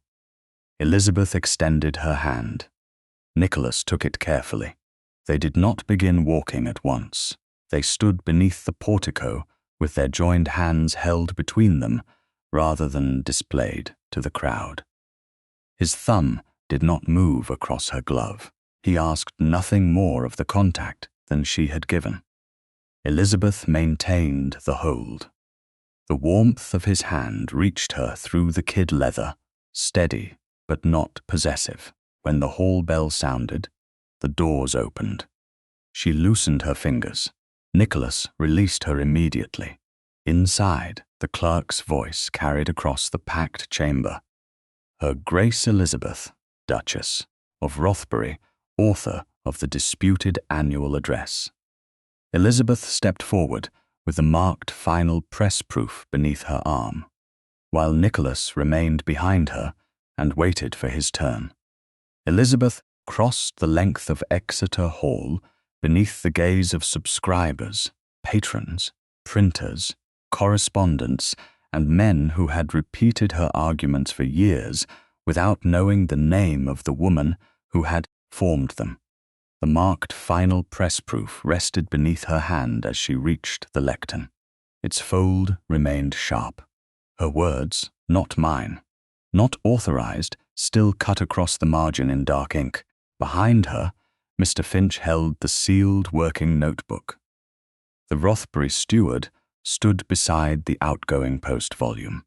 The society clerk guarded the receipt register. The archivist kept the anonymous abstracts stacked in order. Mr. Mercer, the master printer, waited with the corrected author's proof and his original job daybook under his own custody. Nicholas remained several paces back, empty-handed, exactly where Elizabeth had told him to stand. Sir Alwyn March called the meeting to order and confirmed that the resolutions before the subscribers had been duly circulated on the 27th May. Her Grace may proceed. Elizabeth opened the final press proof, but did not begin with Lady Henrietta, Bertram, or Nicholas. The paragraph removed from this address concerned the names of those whose facts and judgment shaped the work of this society, she said. I will read it now. The hall settled. Every report, adopted for public use, should record the person whose facts, judgment, or labor supplied its substance, whether that person is a duchess, a schoolmistress, a parish visitor, a widow, or a clergyman's daughter. Gratitude directed only toward rank is not gratitude. It is concealment. No applause followed. The silence was too attentive. Elizabeth lowered the page. That paragraph appeared in the corrected author's proof, returned to the printer on the 13th of May. It does not appear in the final press proof delivered to me on the morning of the 14th of May. An acknowledgment to Lady Henrietta Calthorpe was inserted in its place. Lady Henrietta sat at the committee table in dark green silk, composed but no longer serene. Bertram occupied the far end, separated from the officers whose records he had once controlled. Elizabeth turned toward Mr. Finch. He broke the seals on her notebook before the witnesses and placed it open beside the lectern. Its dated pages showed first thoughts, crossed-out phrases, and observations made long before the Society's abstracts appeared. Elizabeth identified the entries concerning parish fuel, school attendance, and cottage ventilation. "A private date alone is not enough," she said. "That is why the independent records matter." The Rothbury steward opened the outgoing post volume at the first marked page and read the entry aloud. "A packet from Her Grace, the Duchess of Rothbury, to the Society office. Marked for the attention of the recording secretary." The Society clerk opened the corresponding folio in the receipt register. The date matched. The subject matched. The sender did not. It had been entered only as Ladies' Committee correspondence. They repeated the comparison twice more. Each Rothbury entry named Elizabeth. Each Society entry preserved the packet date and subject while removing her name. The archivist then opened the anonymous abstracts. Elizabeth's phrases appeared in print after the dates on which her packets had been received. The language had not moved from the Society into her notebook. It had moved from her notebook into the Society and lost her name on the way. A murmur spread through the hall. Sir Alwyn raised one hand, and the sound diminished. Mr. Mercer stepped forward. He placed the corrected author's proof on the evidence table without surrendering custody. "This proof reached my establishment before 9 o'clock on the 13th of May, he said. "It bears Her Grace's corrections. The contributor paragraph is present. No acknowledgement to Lady Henrietta appears." He then opened the job day book. At 11:30 that same morning, Mr. Bertram Talbot came in person. He ordered the contributor paragraph removed, Lady Henrietta's acknowledgement added, and the program wording made to correspond. I entered the instruction at once. Elizabeth lifted the final press proof. This altered impression was delivered to Rothbury House at 8:08. On the 14th of May, I marked my objection upon receiving it. The chronology stood complete: corrected proof, recorded order, altered press proof, written objection. Bertram rose. I acted under verbal direction from Lady Henrietta and within an editorial custom already established by the Society. Henrietta turned toward him. "You acted to save your own ambition. I acted because you said the Duke would accept visible committee leadership more readily than anonymous authorship. There is no written instruction." "No," Bertram replied. "You preferred there not to be one." Whispers broke out again. Henrietta stood. "This spectacle does not alter the nature of collective work. Parish wives send observations. Schoolmistresses count attendance. Clergymen's daughters visit cottages. Committee officers select, combine, and present the material. The Society transforms private information into public policy. To assign every sentence to one person invites vanity and destroys cooperation." Elizabeth looked directly at her. Why, then, was only one woman's name considered necessary? The question crossed the hall without force, yet it struck harder than accusation. Henrietta's mouth parted, but no answer came that did not expose the hierarchy she had defended. If authorship was collective, her name had no special claim. If leadership deserved recognition, then the labor beneath it did as well. She sat. Bertram stared at the table. Sir Alwyn turned to Nicholas. "Your Grace, you may now speak." Nicholas came forward, only after Elizabeth stepped away from the lectern. He did not take her place behind it. He stood beside the evidence table, where every record remained visible between him and the room. "I publicly thanked Lady Henrietta for an address written entirely by Elizabeth, Duchess of Rothbury," he said. "I did so without verifying authorship. I had recognized my wife's voice in the speech, and still trusted the arrangement of papers placed before me rather than the woman whose mind I knew." The hall remained motionless. The earlier records prove more than Mr. Talbot's classifications, and Lady Henrietta's willingness to accept credit. They show my initials on packets I forwarded from Rothbury House. I praised those arguments in private. I used them in public. I did not ask whether Elizabeth's name followed them. Several political allies lowered their eyes. Nicholas did not spare them or himself. My title made the false acknowledgement credible. My public gratitude gave it authority. Mr. Talbot and Lady Henrietta used that failure. They did not create it. He turned toward Elizabeth, but he did not ask her to answer him. She wrote every word. Sir Alwyn called the first resolution.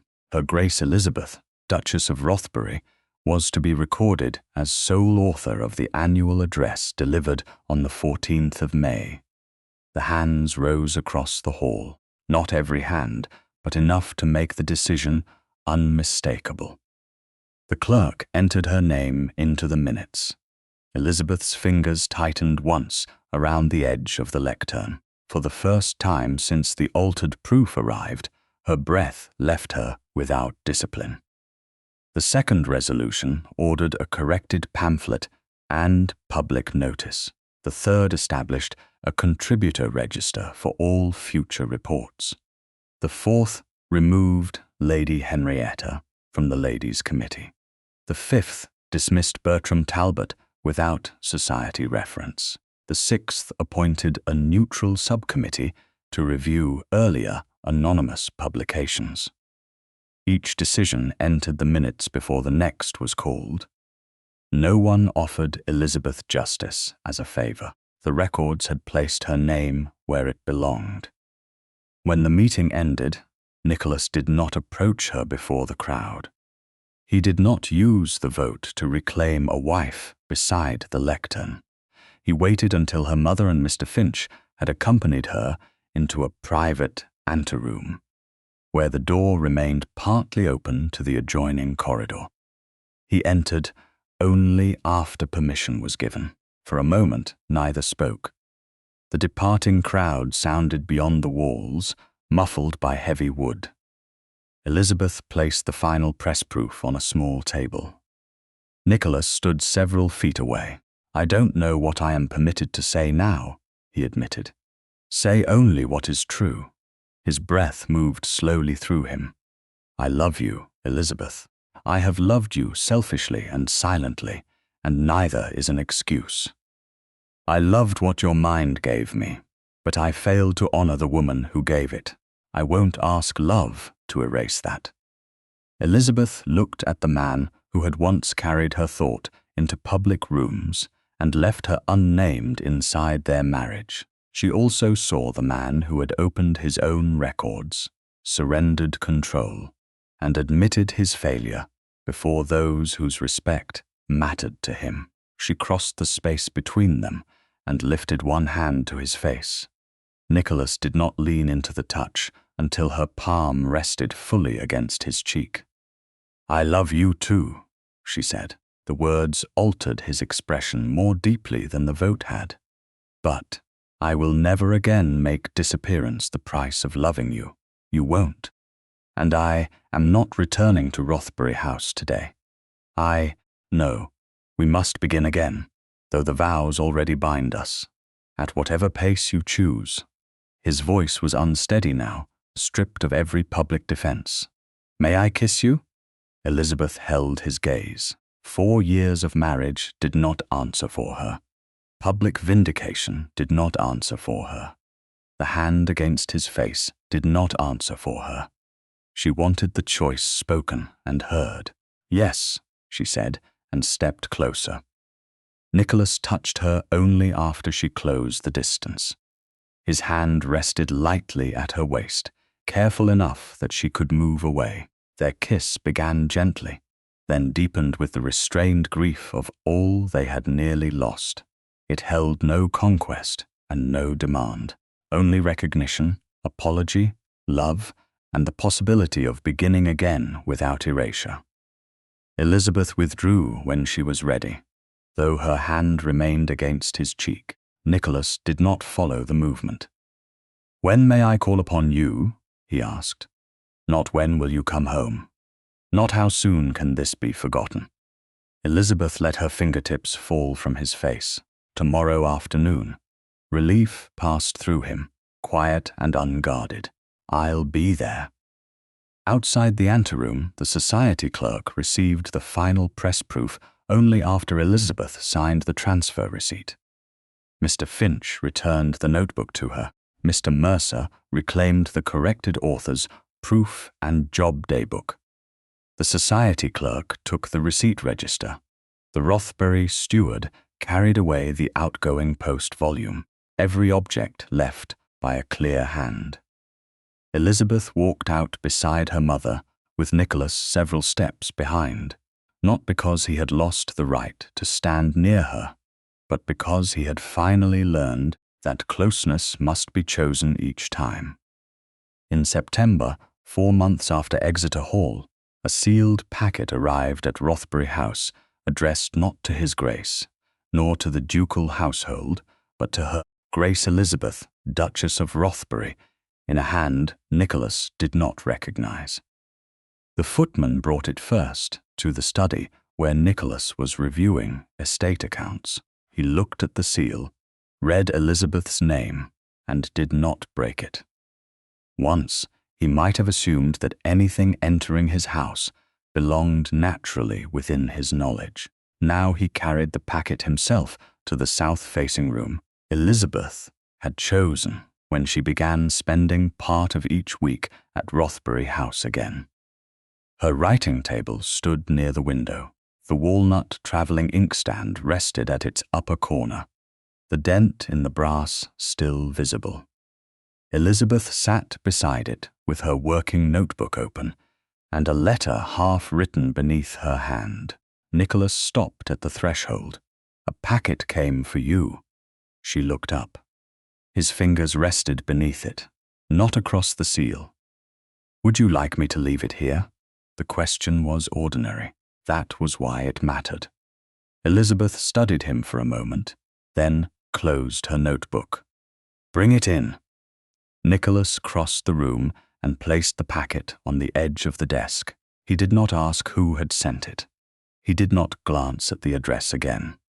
"Thank you." He inclined his head and turned toward the door. "Nicholas."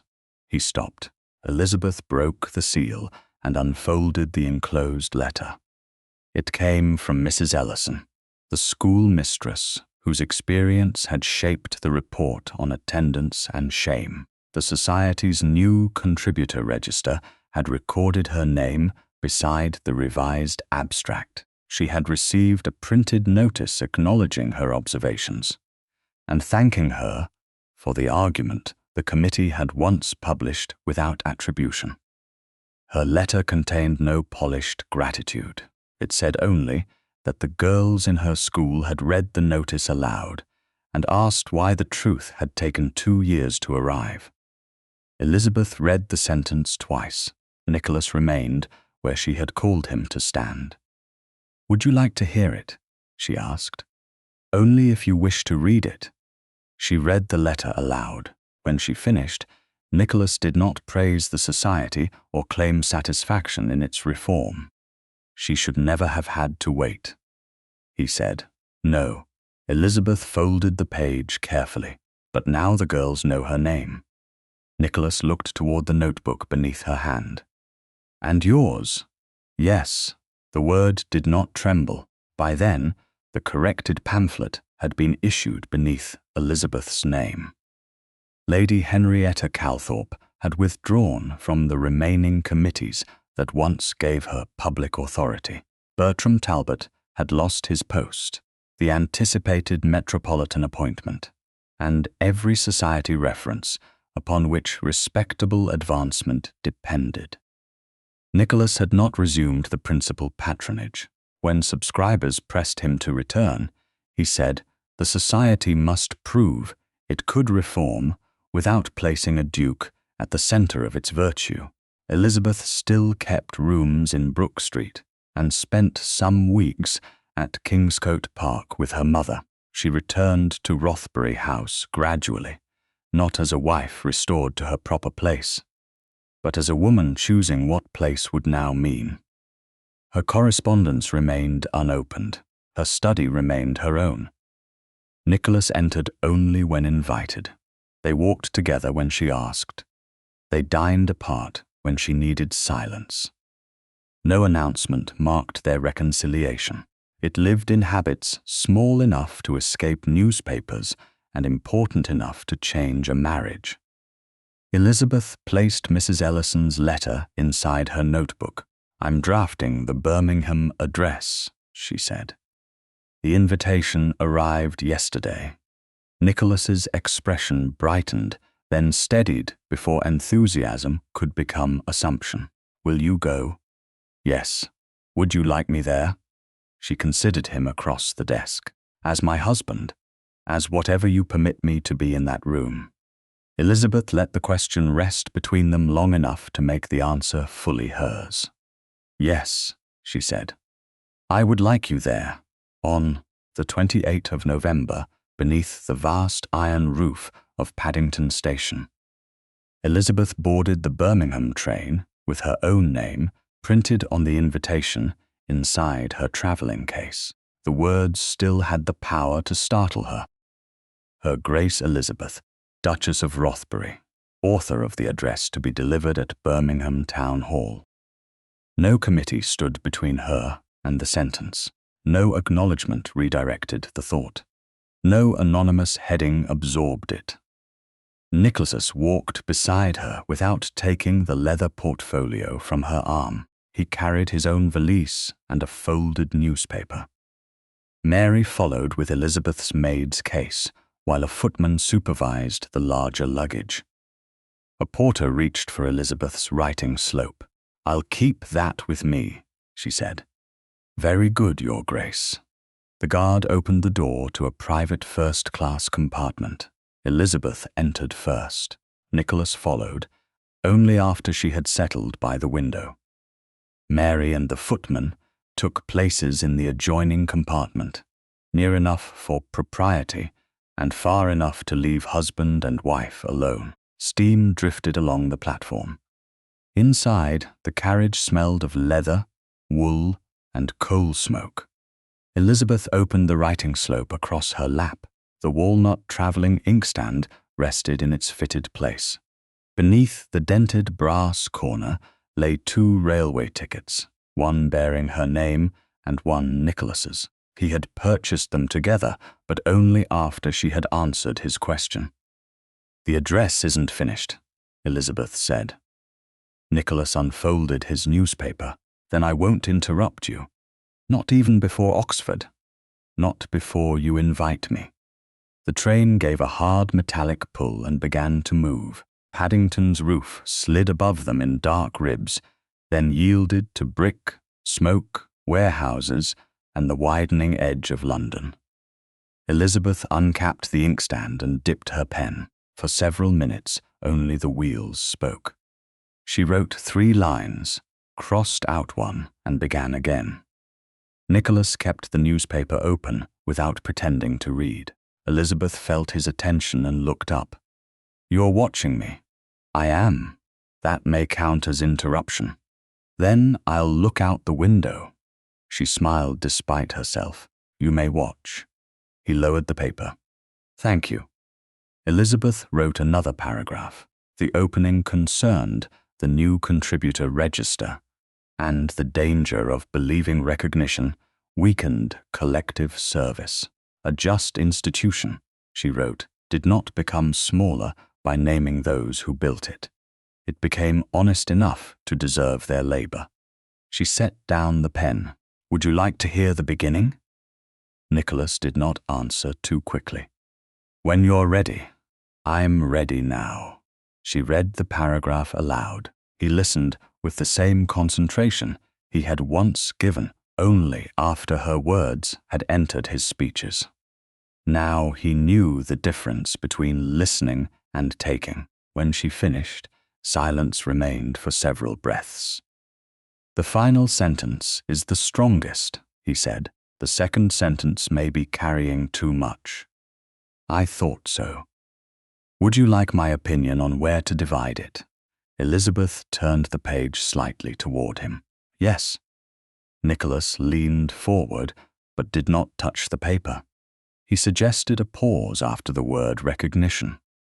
Elizabeth read the sentence both ways, then chose a different division. Nicholas accepted the choice without persuasion. The train entered open country, where bare hedgerows ran beside pale winter fields. Elizabeth closed the inkstand and slipped the pen into its place. The 2 tickets trembled lightly beneath the dented corner. Nicholas looked at them, then at her. I remember giving you that inkstand. You said my mind deserved a proper instrument. Regret crossed his face, quieter now, because it no longer demanded to be answered. I said the right thing before I learned to live by it. Elizabeth reached across the space between them and offered her hand. Nicholas took it carefully. Their fingers settled together without gloves between them. You are learning now, she said. He lifted their joined hands only after she allowed the movement. I love you. There was no urgency in the words, and no request concealed beneath them. I know, Elizabeth replied. She tightened her fingers around his. And I love you. Nicholas leaned forward and pressed a lingering kiss to her forehead. Elizabeth closed her eyes and accepted the tenderness without fear that it would ask her to disappear. When he drew back, she touched his cheek, turned his face toward hers, and kissed him softly.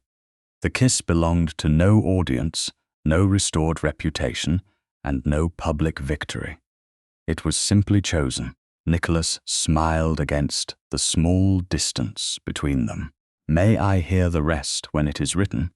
You may hear each page when I decide it is ready. Then I'll wait. Elizabeth reopened the writing slope. Nicholas kept one hand around hers until she needed it for the pen, then released her without reluctance. Beneath the walnut inkstand, the 2 tickets remained side by side. Above them, Elizabeth's pen moved steadily across the page while the train carried them toward Birmingham.